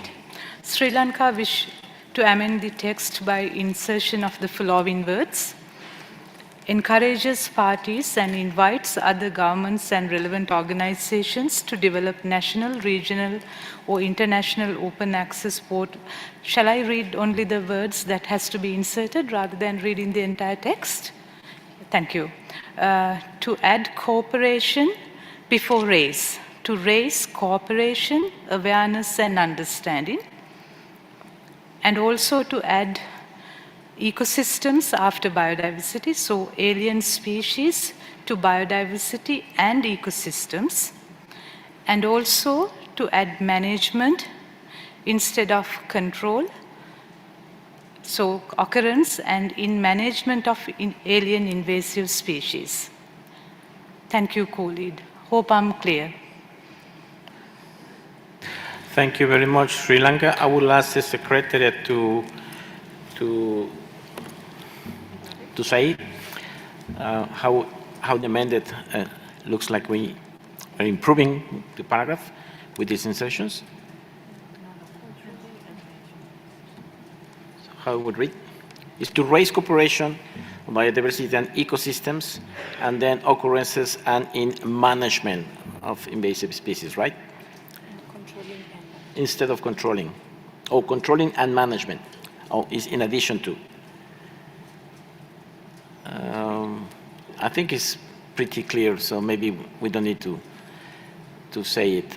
Is anybody opposing to this? I see no request from the floor. Thank you very much, Sri Lanka. Now let's move to comments on paragraph 6. I see Brazil. Thank you, Mr. Chair. We understand there is a misunderstanding on the relationship that has been made in this paragraph regarding gene drives and the precautionary approach. So therefore, we request the deletion of it. Thank you.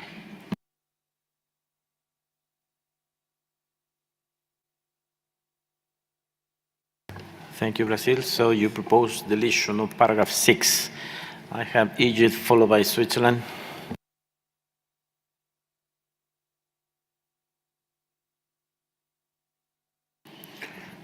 Thank you, Mr. Chairman. This is very, we are very concerned about the use of biotechnology, especially when it comes to GMOs, whatever. Now it is spreading everywhere, and we are dealing with e-commerce, which means that it is a very crucial. It's not enough for us to say that you apply precautionary approach. I think we need strong languages in a way that the same thing can be applied even to the next paragraph as well, number 7. We need stronger language, not only precautionary approach. Thank you.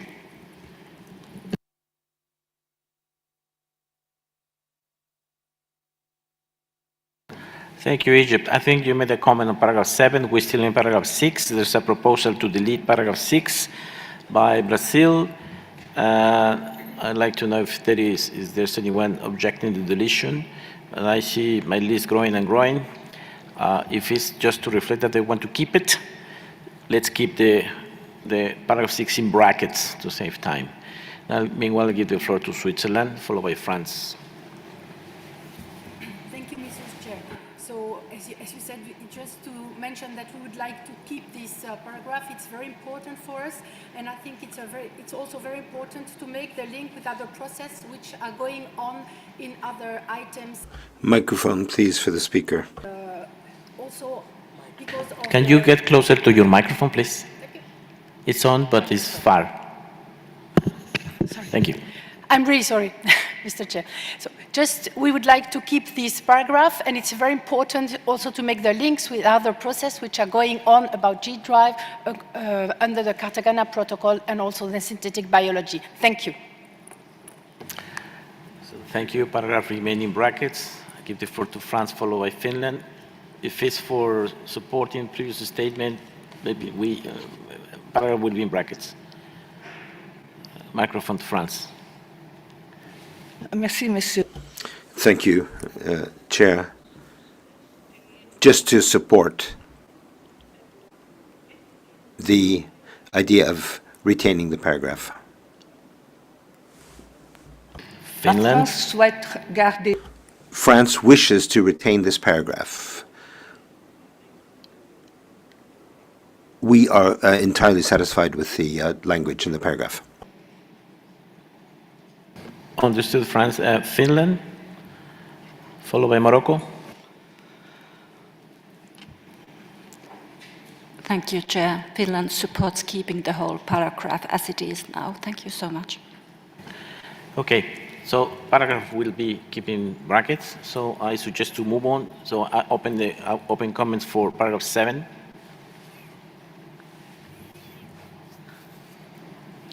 Only on paragraph 7, please. I have requests from observers, but I believe it's for the previous paragraph, so we agree already to have it, so we don't need to have more reiterations. So I have Israel, followed by Colombia and Canada on paragraph 7. Oh, Morocco, please. Sorry. Morocco was first. Merci, Monsieur. Thank you, Chair. This is just to confirm that Morocco would like to retain paragraph 6. But in order to be able to move a little closer to the proposal from Brazil, because in this paragraph, there is a phrase that appears to be troublesome for the Brazilian delegation, and we could take it out, such as engineered gene drives. That's the problematic one, because they don't see the link between engineered gene drives and the precautionary approach. So if we remove such as engineered gene drives, that phrase, I believe that Brazil would be quite pleased with the paragraph. Thank you very much. Thank you, Morocco, for the intent. I would like to see the opinion of Brazil on this suggestion in order to keep the paragraph with making no reference to gene drives. I'm not sure if that really addresses.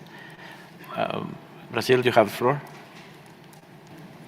Thank you, Mr. Chair, and I really appreciate the suggestion made by my colleague from Morocco. I'm always very grateful for this opportunity to talk to each other and reach a consensus and constructive dialogue. So I appreciate his effort to bring a new language, and Brazil could support as the suggestion made by Morocco. Thank you. Thank you, Brazil. Please give me a few seconds.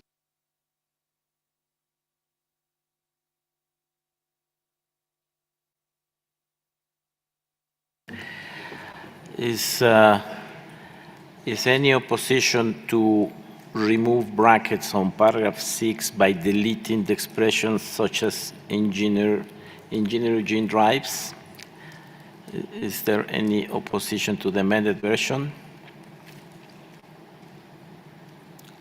Please raise your hand if there is opposition. Yeah, I see Israel, and I see my list growing and growing. So, and yeah, many hands. So I'm afraid even Brazil can accept this. On the suggestion of Morocco, still not an acceptable solution for most. So let's keep the whole paragraph in brackets. And now I invite you to move for comments on paragraph 7. So I have speaker requesting for the floor. Please, on paragraph 7 only. Now the list is reducing. I'll give the floor to Israel on paragraph 7. Gracias, Chair. We would just like to add 4 or 5 words in this paragraph 7.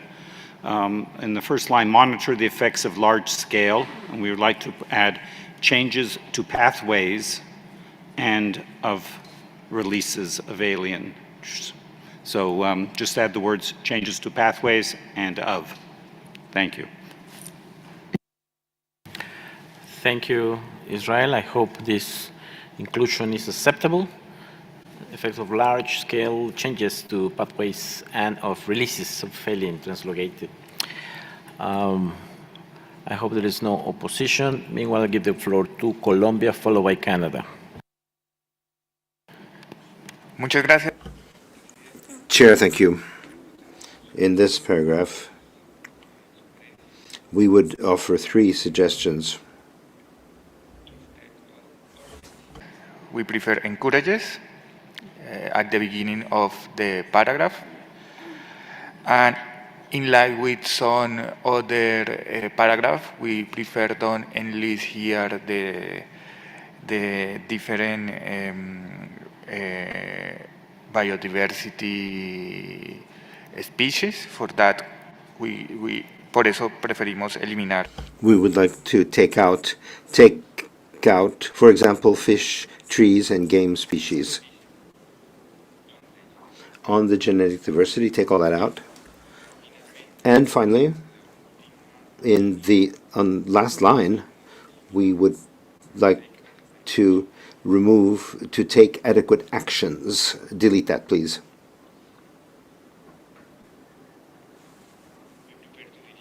The part to take adequate actions.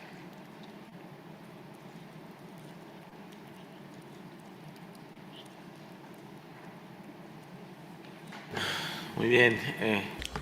Very well. Colombia, what you are proposing then is that the paragraph should read. And other governments, with inclusion of Israel, to monitor the effects of large-scale changes to pathways of releases of alien translocated of capillary race species, on the genetic diversities of local and native populations, and long-term ability to adapt to a changing environment to address any detrimental effects on native populations, right? As you said it.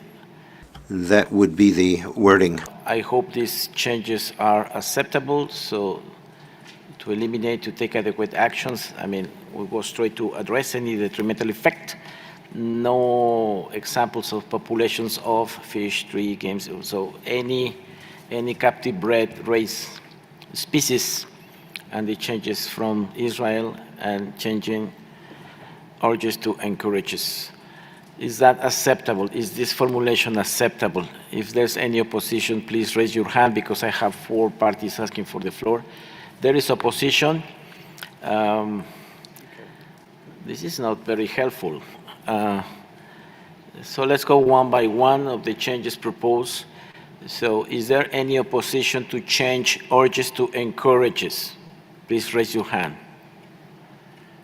I see no opposition, so that amendment is accepted. Now, on the suggestions from Israel, I didn't hear any opposition, but I'll ask once again, when we refer to large-scale changes to pathways and of releases, is there any opposition? I don't see anyone. I see opposition from the end. And I see opposition. So, so let's keep in brackets and move on. And now to next, is there any opposition to the examples when we mention populations, for example, fish, trees, and game species? Is there any opposition than to just make a reference to species? Egypt opposes, so we keep in brackets the deletion of the examples. Do we want to address alien species someday? This is my question, really. So, and to take adequate actions, is there any opposition to Israel is opposing? So all these changes proposed, maybe the other way, I kindly ask Colombia if can live with the text as it is. Maybe we don't need to be very puristic in language. So the ultimate intention is to address properly invasive species. So si Colombia pudiera tomar en cuenta. If Colombia could take into account or take on board not having the changes they suggested so we can have clean text. I know that your intention was to assist us and to make things as clear as possible, but it appears that this is something which is quite complicated for the room to accept. Colombia, you have the floor. Chair, thank you very much. Well, first of all, about the listing of different species, we could live with it, unchanged. This was just an attempt to keep this as broad as possible. Now, at the end, where it says to take adequate actions,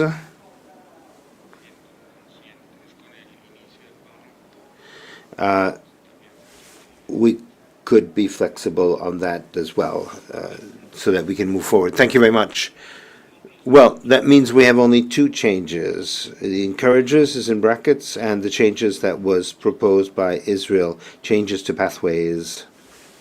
I hope there are no more suggestions for paragraph 7. And I have on my list, however, 4 speakers still. Just one moment, please. No.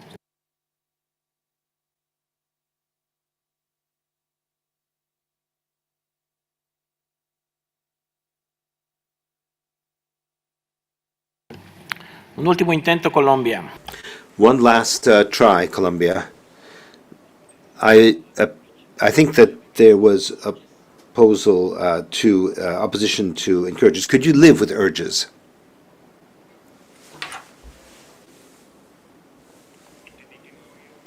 I thought there was no one against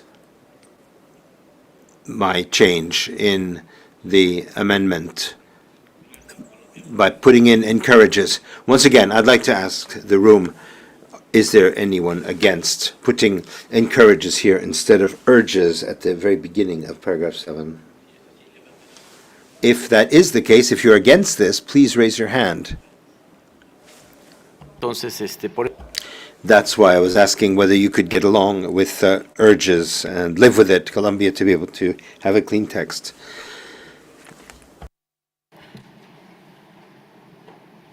En esta ocasión, We do prefer, in this case, to keep it in brackets, sir.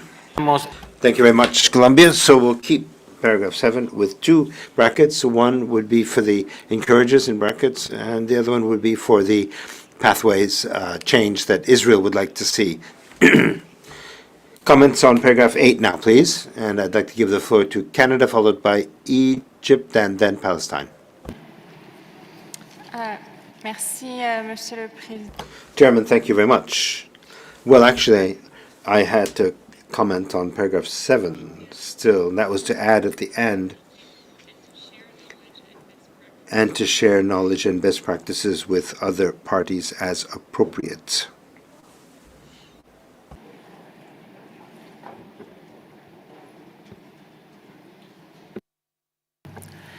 Gracias. I hope that insertion is acceptable.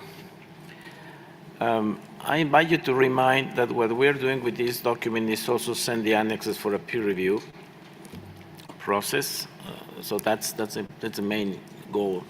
I invite you to avoid to create more and more Christmas trees in every paragraph. And many of these recommendations are already in our conventions for years. Just bear in mind that we're not reinventing the wheel, please. Now I give the floor to Egypt, followed by Palestine and Argentina.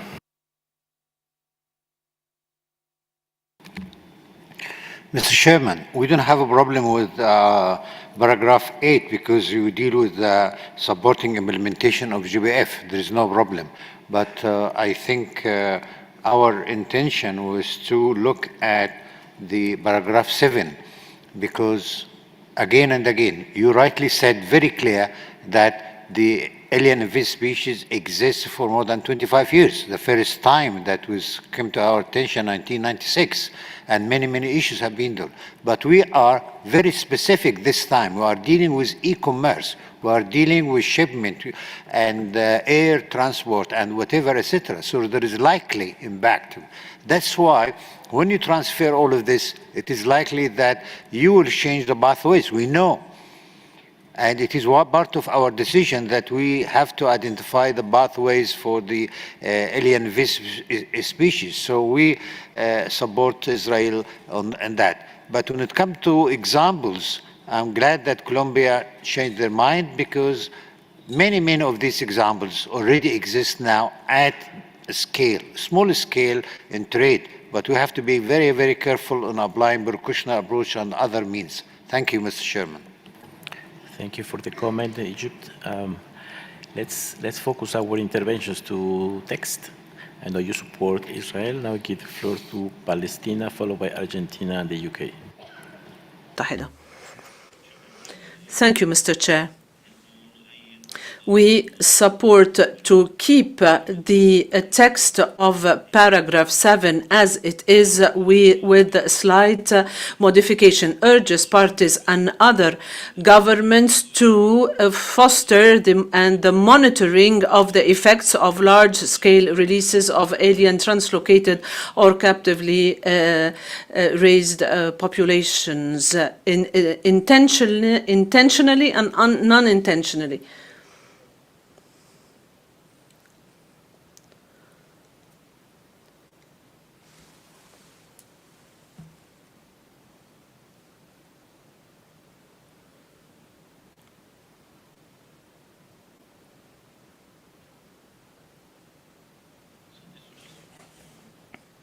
Include foster the monitoring instead of monitor. Right? I don't know if there is any opposition to this suggestion. I hope not. We're not departing from zero. And then I'll give the floor to Argentina.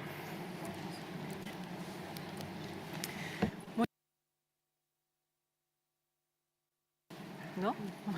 Muchas gracias, señor presidente. Sobre el párrafo 8 tenemos una pequeña sugerencia agregado. Sería en la línea la tercera desde el final, o sea, donde dice within the scope of their... We have a small proposal to add something at the third line from the end of this paragraph. So I'd like to support national implementation. This word national would be added to be consistent with what has been done at the national level. Thank you very much. Gracias, Argentina. Espero que sea aceptable la inclusión de la palabra national en la tercera línea del final, to support the national implementation on the post-2020 framework. I hope it's acceptable. I see no objections. Now I'll give the floor to the UK. Thank you, Chair. Well, firstly, I think we caught what Argentina was saying correctly, because the interpretation kind of lagged behind a little bit, but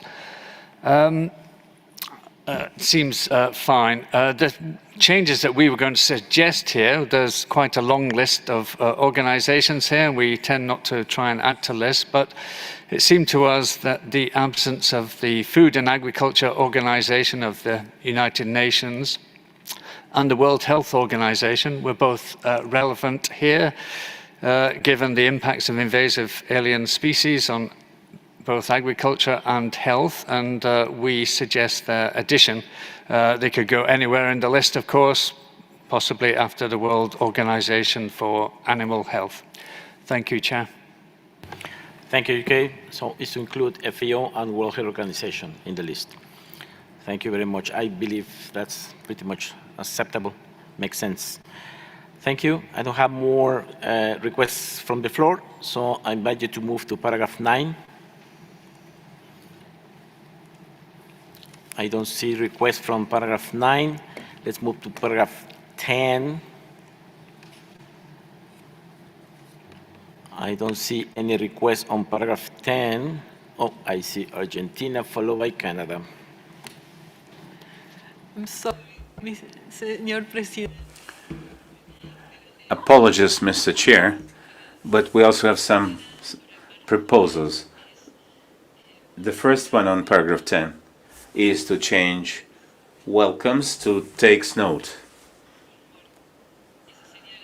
Substitute takes note for welcomes. This is our first proposal, and another one towards the end.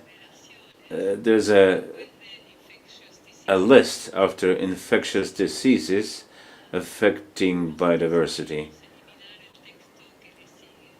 We would suggest the text following this, namely, and especially the health of wild animals and plants caused by alien pathogens until the end. In other words, we would put the final stop after affecting biodiversity. These are our two proposals. Thank you. Gracias, Argentina. Thank you, Argentina. Does anyone object to substituting takes note for welcomes? Yes, I see a hand in the back, so we keep in brackets, take note. And is there any opposition to delete the last part of the paragraph, starting with and especially the health of and so on? Is there any opposition to delete the last part? Israel is opposing, so we keep in brackets. This seems the COP is going to be very busy. All right. Canadá tiene la palabra. Canada has the floor. Merci, Monsieur le Président. Thank you, Mr. Chair. Canada would like to be constructive and progress towards the COP. And account taken of the recommendation, we would like to keep the reference, but we believe it will be very important to make a reference to IPBES and the work that has been done at IPBES. We would like to add a paragraph to recognize that the work that is being done at present, namely Work of the IPBES on the thematic assessment of invasive alien species and their control to be completed in 2023, and invites parties, other governments, as well as subnational governments and organizations to contribute to its completion and apply its findings once they become available.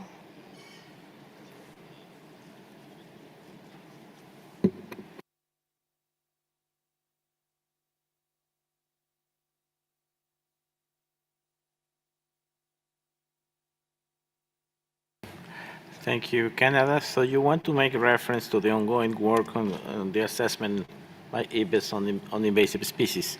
So can you repeat again your suggestions for this new paragraph in the understanding that it's still in process and soon it's going to be ready? Well, 23. Please repeat for Secretary to take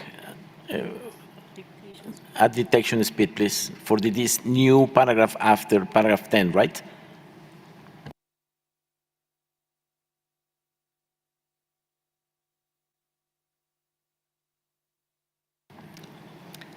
Thank you. Yes, to say welcomes the ongoing work of the Intergovernmental Science Policy Platform on Biodiversity and Ecosystem Services on the thematic assessment of invasive alien species and their control to be completed in 2023, and invites, we could go stop the sentence there as well.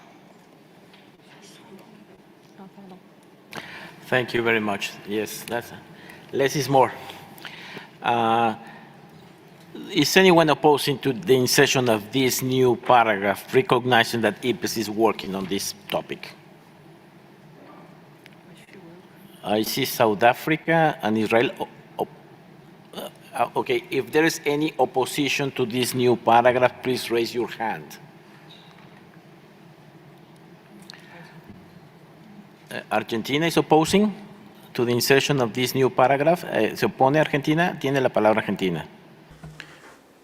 Argentina has the floor. Do you oppose? Mr. Chair, our suggestion is to bracket this new paragraph, and as an alternative, we would say takes note in brackets so that we can conduct the proper consultations on this. Thank you.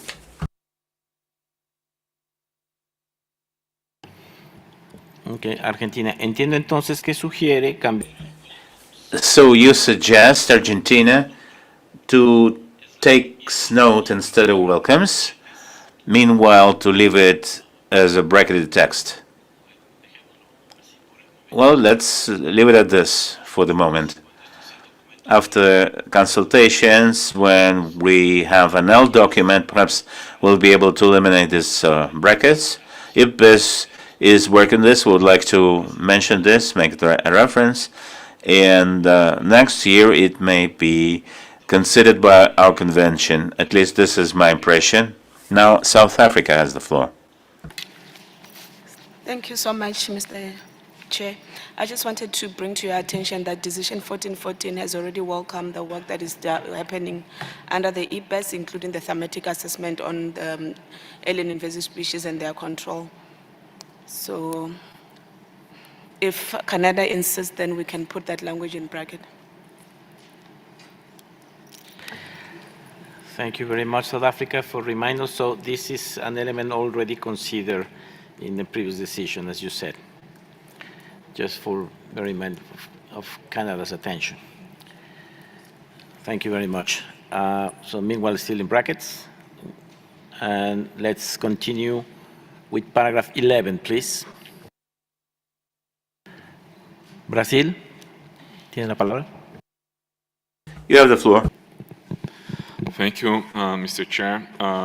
Brazil does not understand the rationale and of this paragraph and the need to have this. There are the appropriate forum that deals with this guidance and procedures of negative impact of pathogens, parasites and invasive alien species, very technical way and multilaterally inclusive. Therefore, Brazil is not in a position to accept that a civil organization to be invited by the CDB to do this, this assessment. Thank you.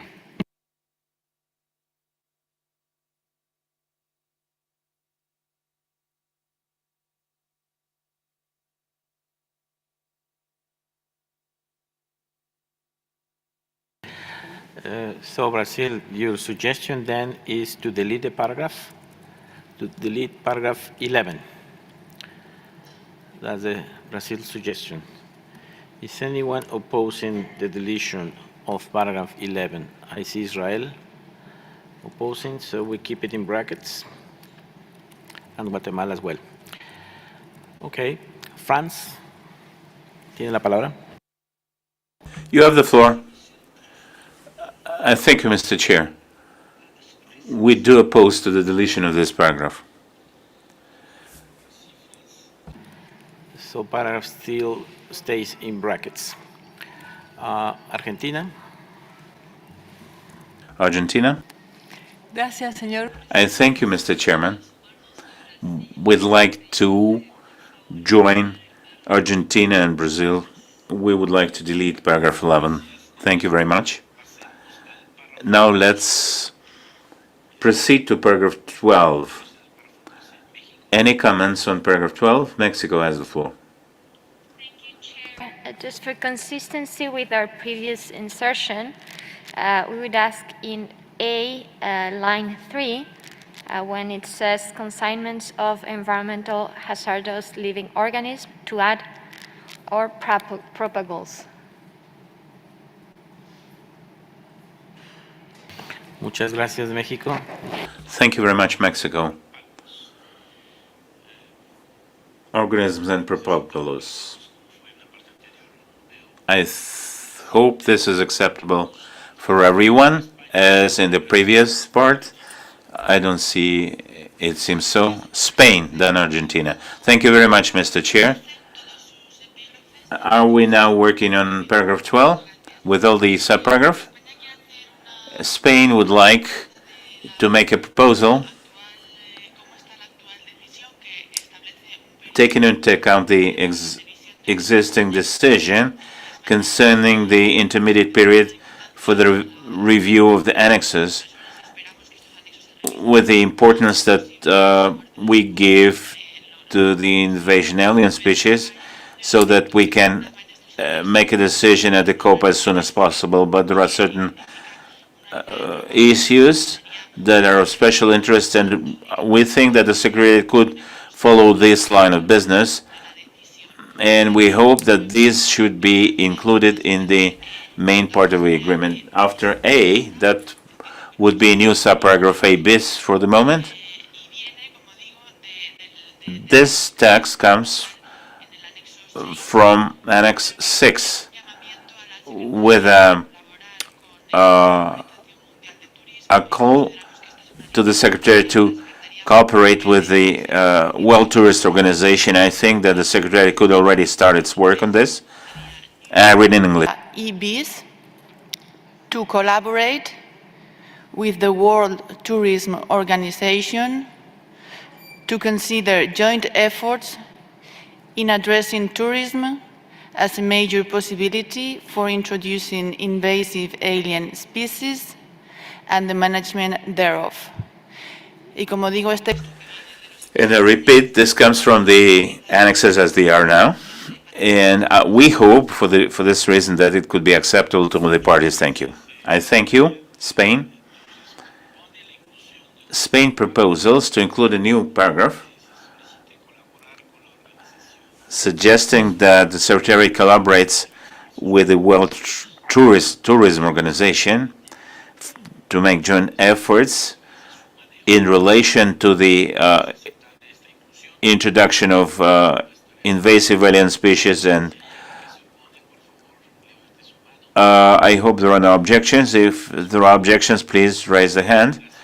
The Russian Federation seems to oppose that we begin to collaborate with WTO. Egypt also objects. That means that this new paragraph, suggested paragraph, would be bracketed. More comments?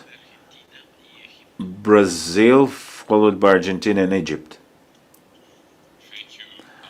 Mr. Chairman, Brazil requests the deletion of letter A, as we understand that this would go beyond the scope and mandate of the convention, having a significant impact on other multilateral fora, and this issue should be discussed not on CBD, but in the appropriate fora for this issue. And on paragraph D, on letter D, sorry, we understand that the monitoring, prevention, control of invasive alien species should follow multilateral agreements under the appropriate fora and should be technically justified. Therefore, we request the inclusion on the 5th line after biodiversity, comma, taking into account relevant multilaterally agreed instruments. So in the 5th line that starts with biodiversity, comma, taking into account relevant multilaterally agreed instruments, comma, and then we could keep the rest of the paragraphs. These are my comments on paragraph 12. Thank you.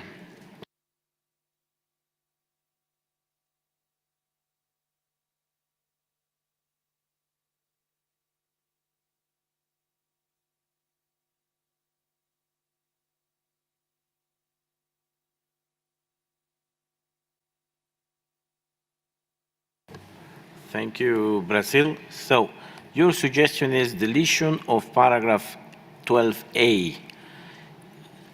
Is anyone opposing to deletion of 12A? Raise your hand. Yeah, I see hands raising.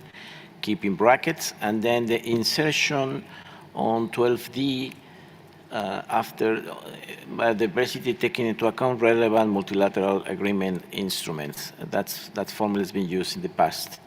Is anyone opposing to this? I don't see any hand, so that insertion is accepted. Now I give the floor to Argentina, followed by Egypt and Finland. Please bear in mind what we just agreed, not to repeat. Argentina tiene la palabra. Argentina has the floor. Thank you very much, Mr. Chairman.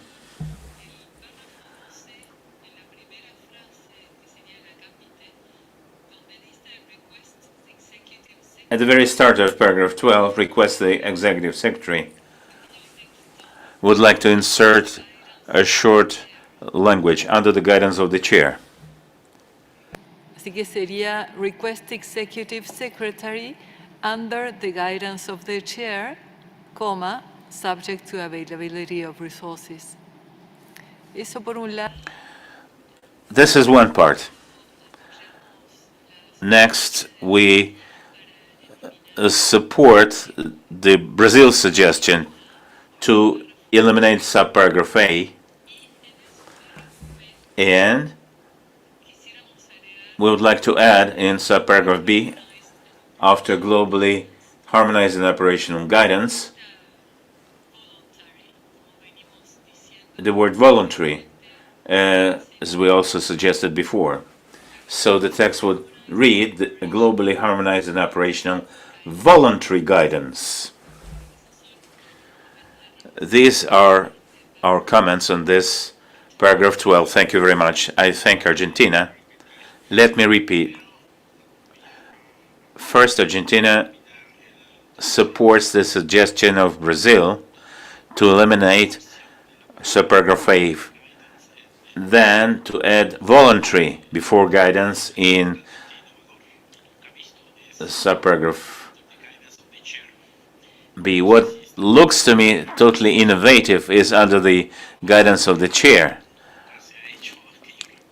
I guess what is meant is the chair of SBSTA.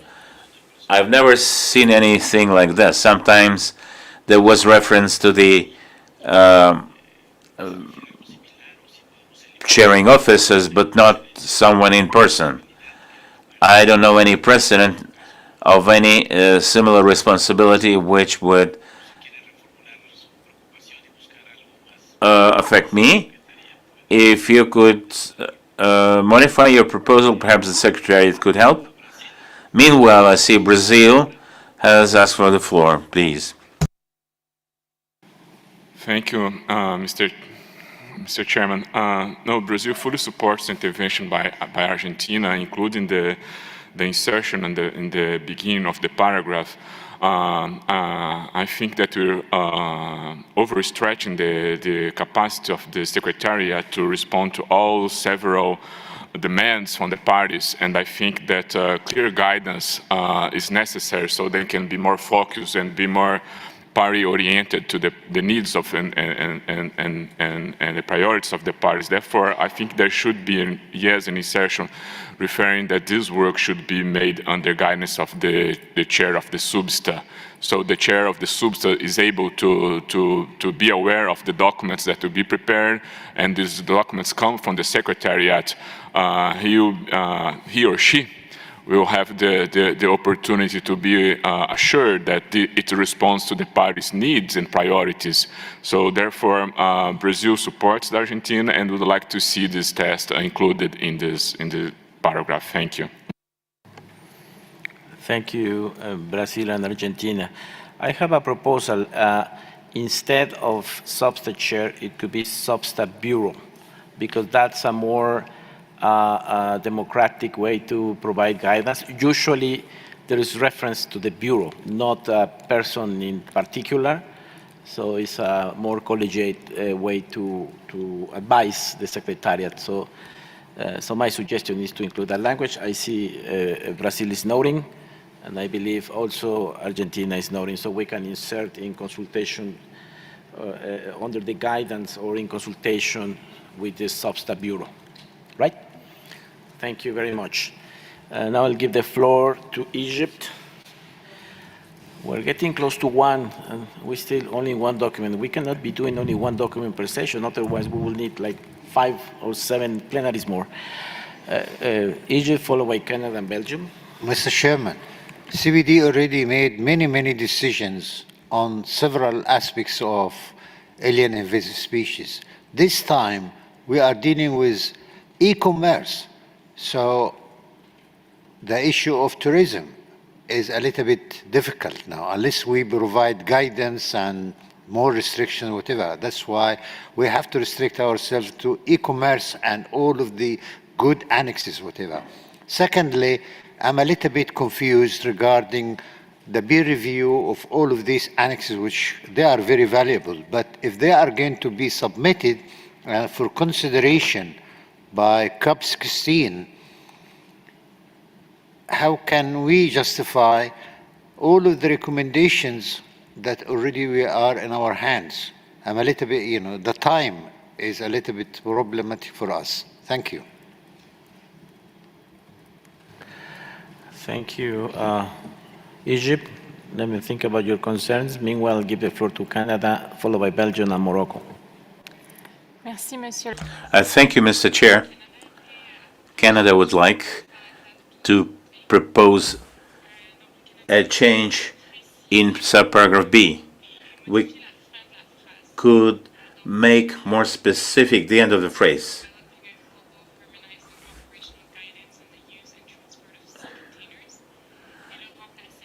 We would like to change the end of the paragraph with the cleanliness of sea containers, cargoes.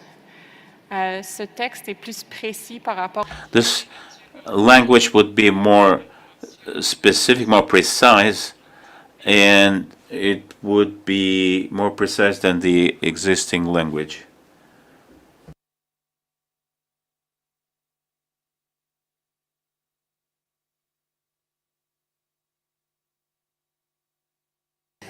So what you are suggesting is to modify the end of the paragraph saying guidance on the cleanness of sea containers?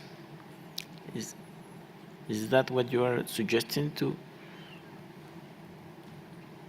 What is That's right. So regarding guidance on the cleanliness of sea containers and their cargoes.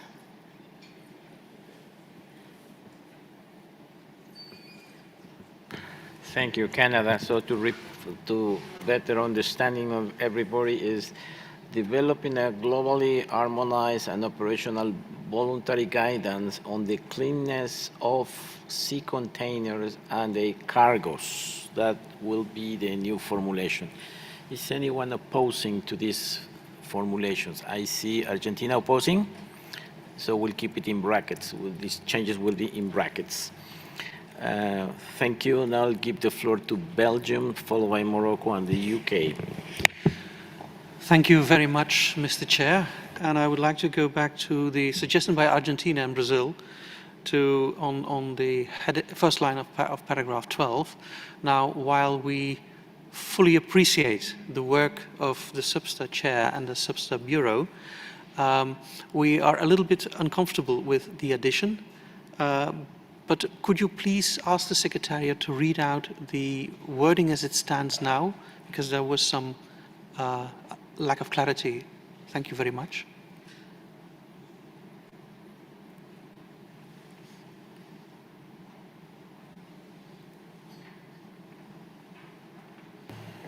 The paragraph would read, requests the Executive Secretary, in consultation with the SBSTA Bureau, subject to the availability of resources. Well, thank you very much. With this wording, in consultation with the SBSTA Bureau, and I understand that this is already the case, but under these circumstances, we can live with that text. Thank you very much. Thank you for your flexibility, Belgium. Now I'll give the floor to Morocco, followed by UK. Last speaker. Merci, Monsieur le Président. Thank you, Mr. Chair. We appreciate a lot your diplomacy and your lack of readiness to accept single responsibility. Bureau could collegially give guidance. That's why we quite agree with the language as suggested by you. Thank you. Thank you, Morocco. And I'll give the floor to UK. Thank you, Chair. We were going to raise the sort of same comments that Belgium did. This seems to us a strange construction, really, and this opening chapeau also is already subject to the availability of resources. So it's clear we're not expecting the Secretariat to do everything that's asked of them unless resources are made available. And equally, do the Bureau want to be consulted on lots of questions on what should be happening all the time? I think we would rather keep that insertion in brackets for now while we think about it, Chair. If we're going to use it here, I guess we'll end up using it in lots of other places too, and it does seem to be setting a precedent. So from our perspective, we're not able to accept this at the moment. Thank you. Thank you, UK. We keep in brackets that part. Is Morocco requesting the floor again? Morocco? Yes, indeed. Thank you, Chair. This is just to make an appeal to my UK colleague. The expression subject to availability of resources, that is a standard boilerplate type of expression that we have in all texts of the CBD. That's why we'd like to keep that phrase in text. Thank you. Thank you, Morocco. I assume that the comment from UK is to keep in brackets the insertion and, of course, to keep the text subject to availability of resources. I see UK noting. Now, Switzerland, and I will ask for move forward with the whole document. Switzerland. Thank you, Mr. Chair.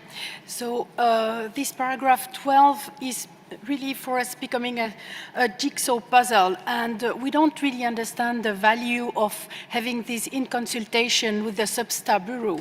And we would like maybe our colleague to explain what would be the value of this, and maybe in particular because it will set a precedence to that. Thank you very much. Thank you, Switzerland. Can Argentina, si puede explicar la razón de... Could you explain the reason why all actions included in paragraph 12 should be carried out by the Secretariat in consultation with the Bureau? Thank you. Argentina. Muchas gracias. Thank you very much, Chair. And my thanks to my colleague from Switzerland for raising this question.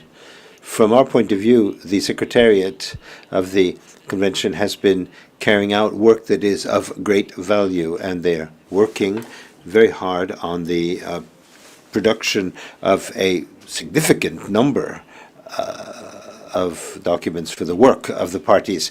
So because of this, and because we feel that they are going to have a very heavy burden, and because this is such a specific topic, it's our understanding that it would be appropriate to have the burden done by the SBSTA. In this case, we could accept the Bureau of SBSTA, but we think that there should be a very clear focal point, because otherwise this topic might drift into a huge number of collateral considerations. And since it's a very specific debate, we think that this guidance is really crucial, and that's why we're making this proposal to include this text in the chapeau of the paragraph. But I would add that we know that resources are limited and there are huge demands on the Secretariat and requests, both here and in SBI, of course. Thank you. Gracias. Thank you, Argentina, very much. It might be useful to recall that the work of the Bureau is to give orientation, guidance, but not to participate directly in the actual negotiations. And I understand that these tasks, which are being entrusted to the Secretariat, is something which is customarily done. SBSTA has a modus operandi, which is in the form of a decision. Some of the work that the Bureau carries out, or the chair does, for example, is to help to have experts in open-ended working group. That is a part of the work which is done, at least from my own experience as the chair. I think that these are tasks that are carried out by the Secretariat. I don't know how the Bureau can give opportune help. The modus operandi does set forth what should be done by the Bureau, but I leave it up to you. This is just basic this is just information which is based on the experience that I've had. So for the time being, as has been requested, I think we should leave it in square brackets. And having said this, I would like to invite you to adopt document CRP 7 with all of the amendments that have been mentioned. But Brazil has asked for the floor. Thank you, Mr. Chairman. I'm a bit confused because there are several comments that my delegation have on this, on the annex, that unfortunately they do not reflect all the concerns raised during the contact group discussions, and I do not feel comfortable to adopting the entire document with several references that my delegation would like to make in the annex, and they have clear impact on the decisions that we've discussed in the first place. So I would like your explanation that when you mention adoption of the document, what do you mean by the rest? You're meaning that we're adopting this reference in the decision, or meaning the entire document? Because we would request more time and to discuss and have our concerns put in forward, because unfortunately this process of bringing CRPs to plenary is not at all transparent. Unfortunately, not all concerns raised during contact groups are included in the CRPs, and unfortunately, all the changes is very difficult to track the change and follow the change made to document. They are not come with brackets or trackage change. So I'm telling you in advance that my delegations has several comments, proposals of amendments and deletions in this annex. So I would like to understand what do you mean by we're adopting this document? Because I want to make it clear that Brazil does not agree with the content. Thank you.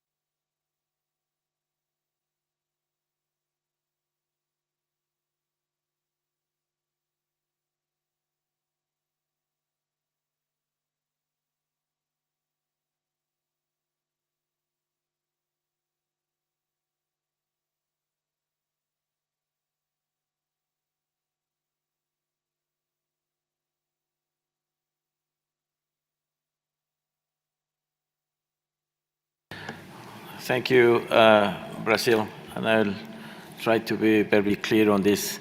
You should remember that in the first session, we passed through this document that, and we sent to the Friends of the Chair, and the Friends of the Chair suggest that to send all annexes for a peer review process and then into a forum. The annexes include comments received and submissions received in the previous part. So since that time, the Friends of the Chair suggests to go through this process, to have more time to analyze annexes, and during peer review, more comments can be included in this intersessional period. That's why my suggestion is to work on the first paragraphs of the recommendation and to leave the entirety of the annexes to the peer review. So it will be an opportunity to be sure that all comments can be included. Otherwise, we don't have the time to do it. So this is more a practical solution. I hope the explanation is acceptable. Brazil, I see you nodding, but you have the floor.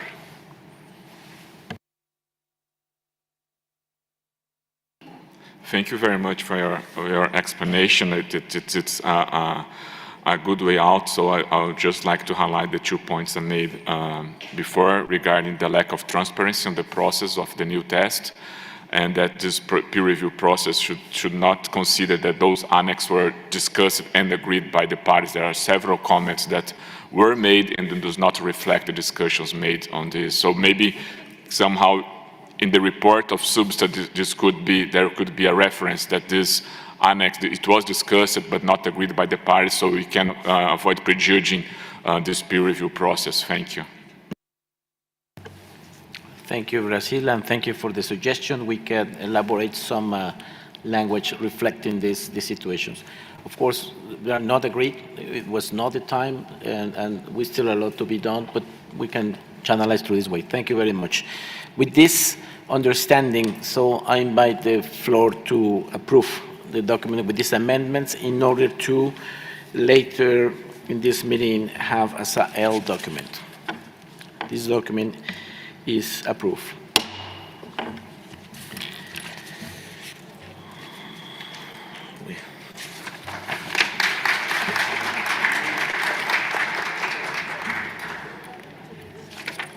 So next document is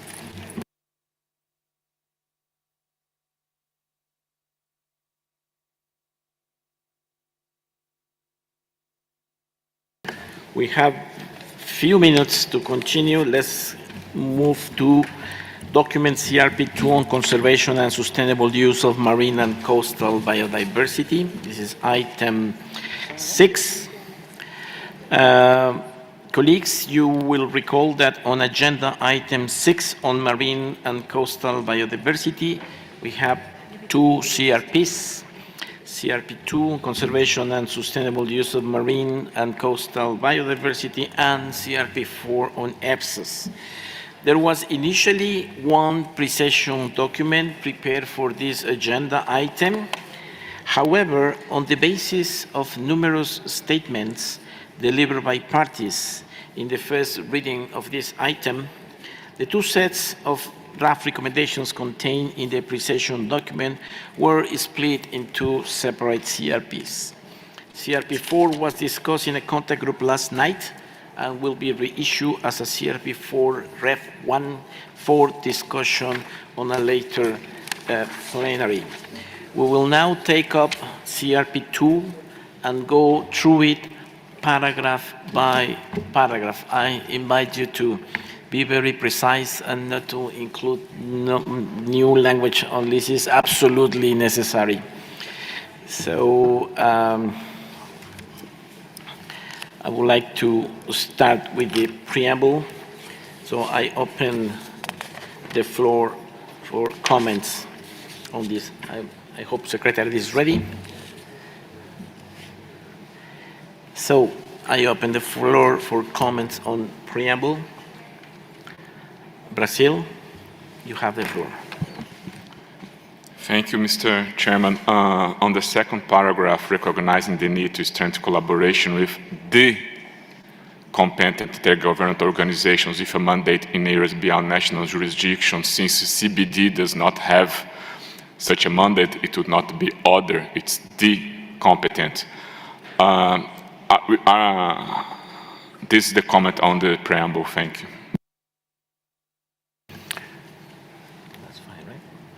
Thank you, Brazil. I hope that's acceptable. Then I have Jamaica, followed by France and Norway. Thanks, Mr. Co-Chair. Jamaica is proposing to insert after mandate in the same paragraph beginning recognizing to protect and conserve marine biodiversity at the regional level, as well as this would include the UNEP Regional Seas programs and the Cartagena Convention for the Protection and Development of the Marine Environment in the Wider Caribbean. Thanks, Mr. Chair.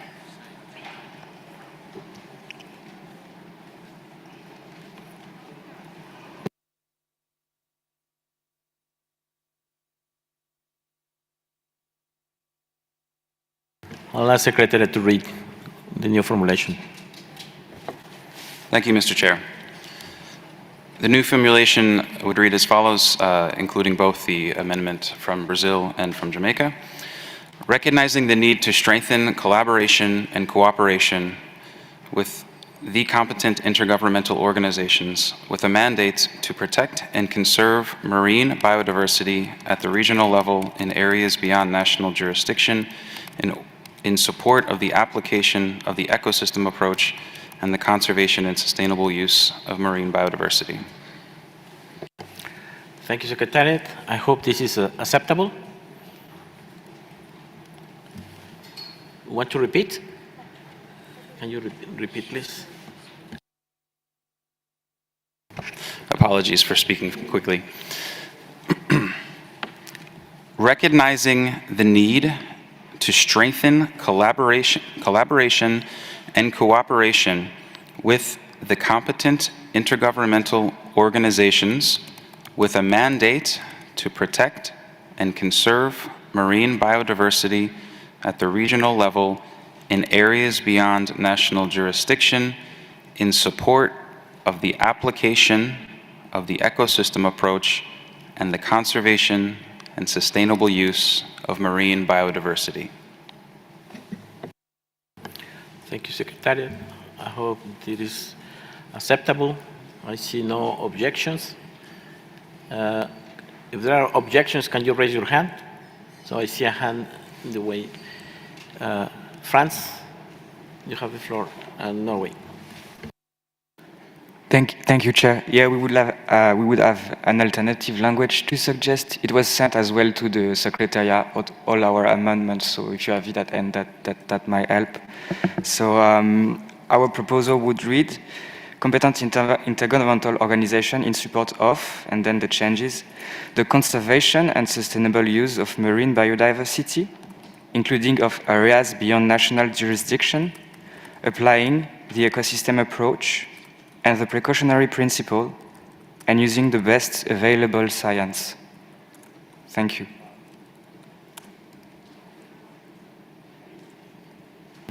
Thank you, Franz. It's a long suggestion, and I don't think it's addressing Jamaica's suggestion for the regional element.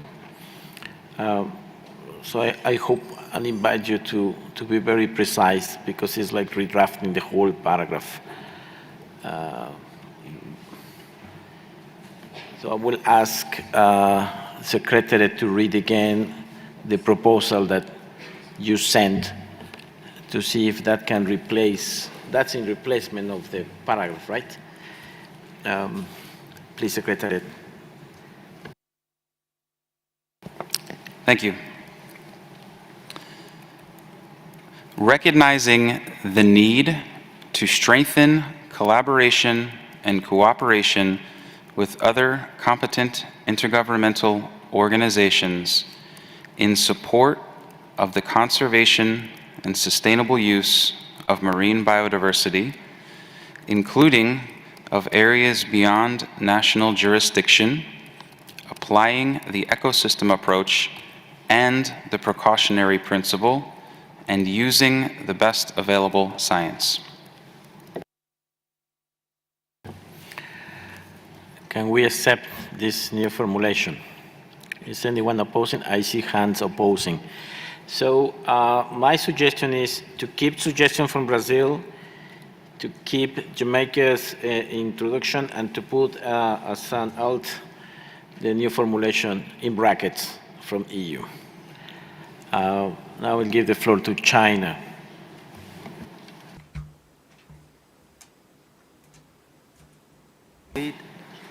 China suggests at the end of the sentence, within the jurisdictional scope of the convention and its protocols, and also invite the Secretariat to clean up the text so that it's clear that we are implementing the convention and the framework within the jurisdictional scope of the convention and its protocols, as this is also mentioned in other paragraphs of this document. Thank you.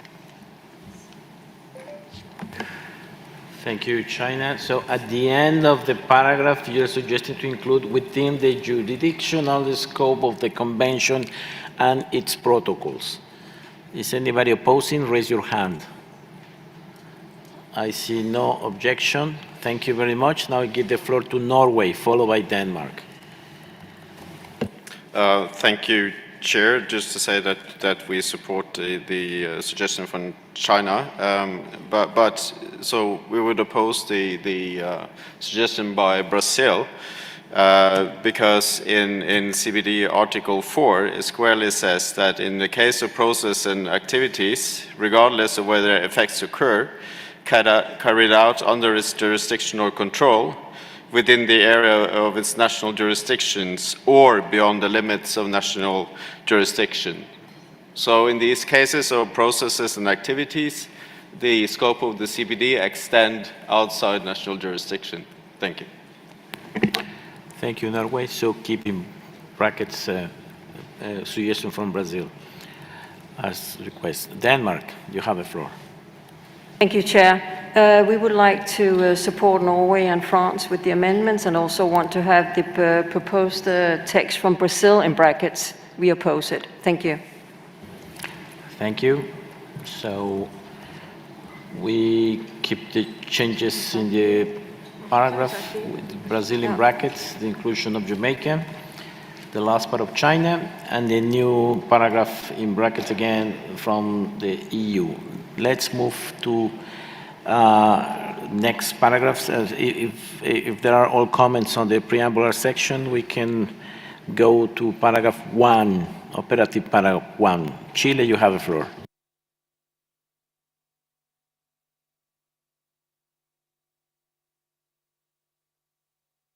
Microphone for Chile, please.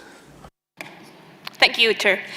Yes, we just wanted to add a new preambular paragraph. It would be PP2 after the paragraph recognizing. We believe that there is a lot of reference to different initiatives around the text, but we are missing some, so it will read like this. Acknowledging the importance of science for decision-making and welcoming the work under initiatives such as the United Nations Decade of Ocean Science for Sustainable Development and the United Nations Decade on Ecosystem Restoration. We can send it by writing as well if it's easier. Gracias, Chile, pero puede... Thank you, Chile. I would just ask you to repeat it at dictation speed, and this would come after the first recognizing, because we have two paragraphs that begin with the word recognizing. Micrófono para Chile. Mic for Chile, please. Perdón. Sí, sería... I'm sorry. Yes, it would come after the first recognizing. It would be a PP2 bis. Importance of science for decision-making and welcoming the work under initiatives such as the United Nations Decade of Ocean Science for Sustainable Development and the United Nations Decade on Ecosystem Restoration. Muchas gracias, Chile. Espero. Thank you very much, Chile. I hope that this reference is acceptable. I hope that nobody's against it. I hope that we don't, in Substat, start taking decisions based on science. Now, thank you very much. I give the floor now to Italy, followed by Canada. Well, actually, my intervention is on the second, recognizing. We believe that marine and coastal biodiversity is indeed one of the key elements of the post-2020 rather than a cross-cutting element. So we call for a higher sensibility on this, and we suggest the replacement of a cross-cutting element with one of the key elements. Thanks.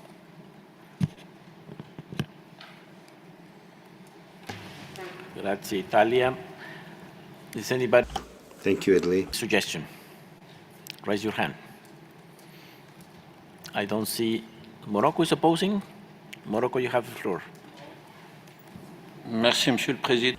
Chair, thank you. No, we're not at all against it. Not at all. But the concern by Italy is already there. It's an essential element to attain the post-2020 global biodiversity, because they wanted to add the essential elements. But in the French version, it's already there. Thank you. Gracias. Thank you, Morocco. To replace cross-cutting by one of the key elements. That's a suggestion from Italy. So maybe it's a matter of language, but I don't see any opposition to change from cross-cutting to keys, rising the importance. So I hope it's agreeable for you.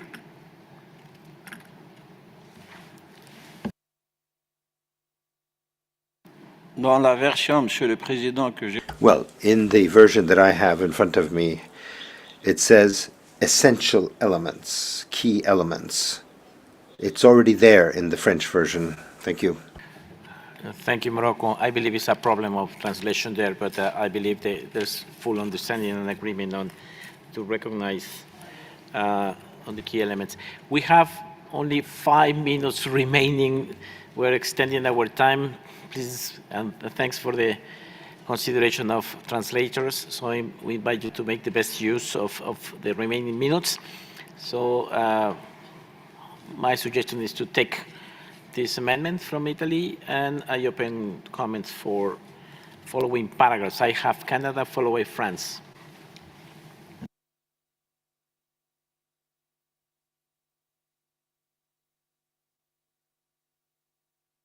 Microphone to Canada, please. Thank you, Chair. Just a couple of quick additions to paragraph 1. I think that's what you're on. In the third line, after marine and coastal biodiversity, we find the term in the context of very soft. The purpose of holding a thematic workshop with experts is to inform the implementation. So we suggest replacing in the context of to be replaced with to inform the implementation of the post-2020. And one final comment at the very last line of this paragraph, Chair, we think it important maybe to add a timing element on this. So as opposed to simply indicating consideration by SBSTA at the Conference of Parties, we should say consideration by the SBSTA prior to the 16th meeting of the Conference of the Parties. So to replace "and the" with prior to the 16th meeting of the Conference of the Parties. That's it, Chair. Thank you, Canada. So I hope you agree with the change to inform the implementation and also to put the time for consideration by SBSTA prior to the 16th meeting of the Council of the Parties. Is there any opposition? I see no hands.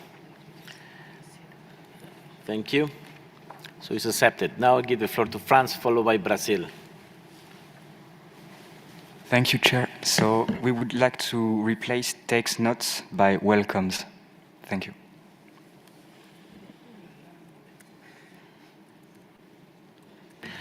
Any opposition to change from takes note to welcomes in paragraph 1? Please raise your hand. I see Brazil, so text keep in brackets.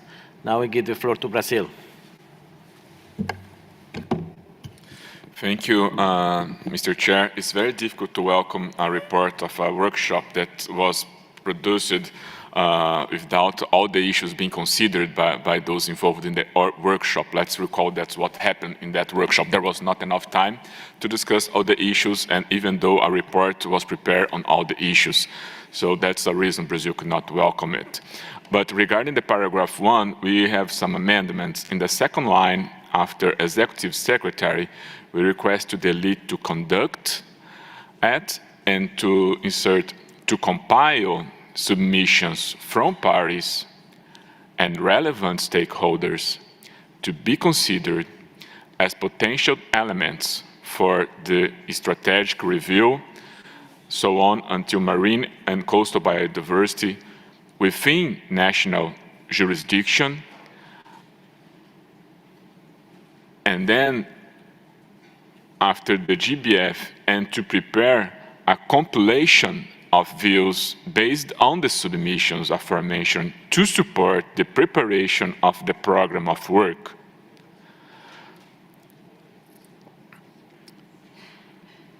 And then after analysis, we'll delete the sentence that starts with also considering until for consideration, because then it would be read to support the preparation of the program of work on the basis of this analysis by SBSTA and COP, comma, and we will add, take into account where appropriate the outcomes of the above referenced workshop.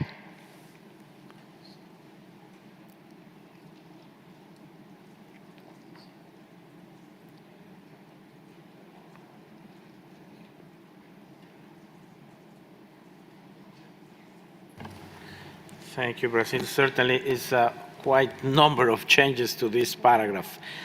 I will ask if my colleague got all of them, and we'll read it to see how it sounds to the plenary.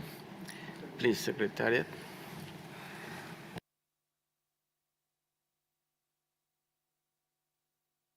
Thank you, and apologies if I misread this. We have at the beginning, I believe, takes note and welcomes, or takes note in brackets, welcomes in brackets, the report of the thematic workshop on marine and coastal biodiversity for the post-2020 Global Biodiversity Framework, and requests the Executive Secretary to compile submissions from parties and relevant stakeholders to be considered as potential elements of a strategic review and analysis of the program of work on marine and coastal biodiversity within national jurisdiction to inform the implementation of the post-2020 Global Biodiversity Framework, and to prepare a draft compilation of views based on submissions to support the preparation of an update to the program of work on the basis of this analysis by SBSTA and COP, taking into account, where appropriate, the outcomes of the above workshop. Thank you very much. I hope you have enough memory in your brains to keep the changes and the sense of this new formulation. Is it acceptable, this new formulation, as suggested by Brazil now, and as the Secretariat read it? Is there any opposition to this new formulation? I see one hand. Yes. Morocco? No, it's Norway? Merci, Monsieur le Président. Thank you, Mr. Chair. When the Secretariat has read out,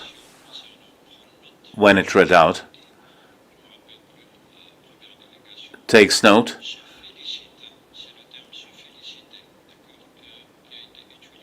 what was used after that, what was welcomes, not what was now read out by Secretariat a minute ago.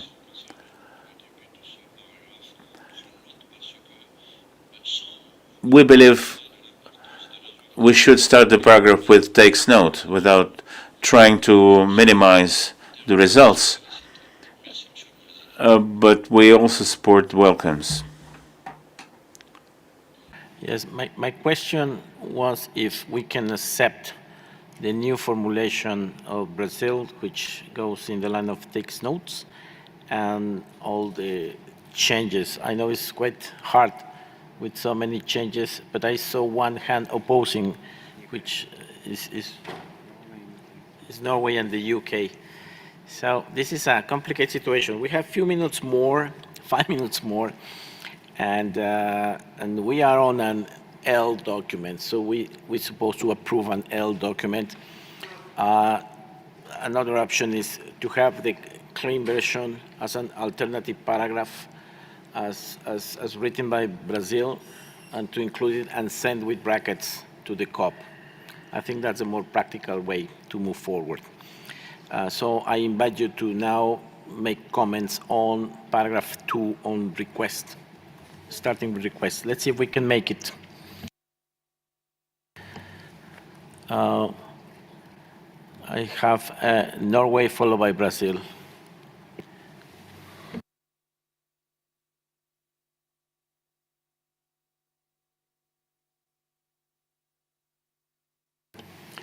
So Norway is not requesting the floor anymore, but Brazil followed by Switzerland.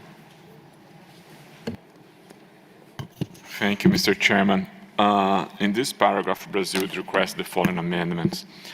Request the Executive Secretary to compile submissions from parties and all relevant stakeholders to be considered as potential elements for a strategic review, and then so on in the paragraph until goals for Iceland biodiversity, and to prepare a compilation of views based on the submissions aforementioned to support the preparation of the draft update to the program of work by SBSTTA and the lead COP.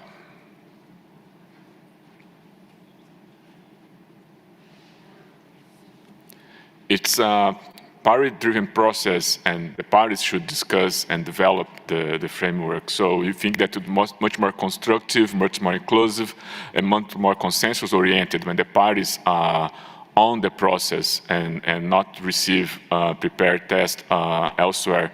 It really calls our attention that the usual suspects that do not fulfill all the EBSA process are those that support it the most. Brazil fully supports the EBSA process, as we have 54% of our marine areas recognized as EBSAs, and we are proud of this work of CBD, but when it's within area and the scope of the mandate within areas of national jurisdiction. And we invite all those that appear to be fully committed to process to fully internalize EBSA process in their marine and coastal biodiversity policies. Thank you.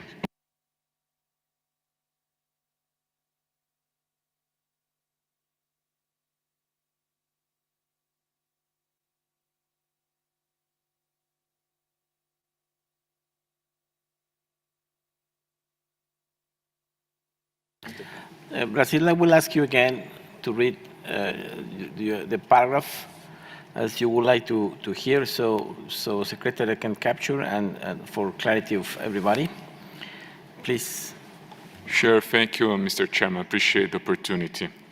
So, request the Executive Secretary to compile submissions from parties and relevant stakeholders to be considered as potential elements for a strategic review and analysis and then the paragraph goes on.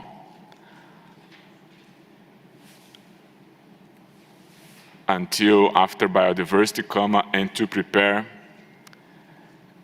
a compilation of views based on the submissions aforementioned to support the preparation of a draft update to the program of work by SBSTA.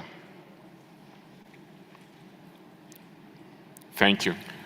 Thank you very much, Brazil. So it's making more prescriptive on compiling submissions and the compilation of views, and then send it to SBSTA.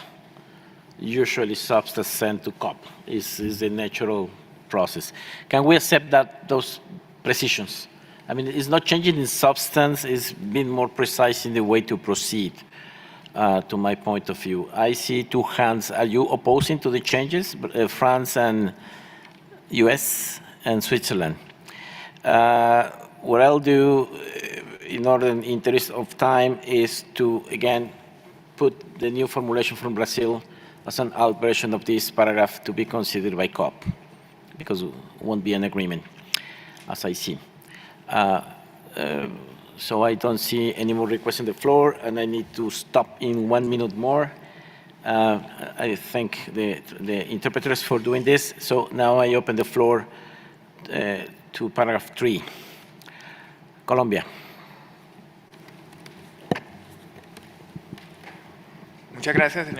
Thank you very much, Mr. Chair. In paragraph 3, we suggest an inclusion in the very first line, after to take,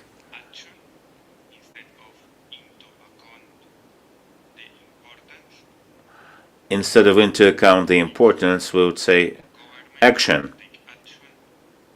Governments to take action on marine and the following. Then again, in the fourth line, after coastal ecosystems, we would suggest a suggestion, namely to add, in particular, the most vulnerable marine systems, in accordance with the need to effectively to protect at least 30%, 50% of the global oceans. And one line down, after plastic litter, we would like to make the following change. Illegal, unreported, and unregulated, instead of unsustainable fishing.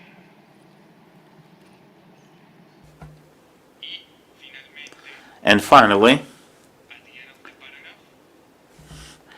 at the end of the paragraph, and recognizing the role of indigenous people and local communities in conserving and sustainably managing marine and coastal biodiversity. Gracias, Colombia. Son varias las... I thank you, Colombia. There are several suggested amendments. Unfortunately, we have run out of time. We'll suspend our plenary and continue our work at the next plenary with the same document. Thank you to everyone. This session is closed.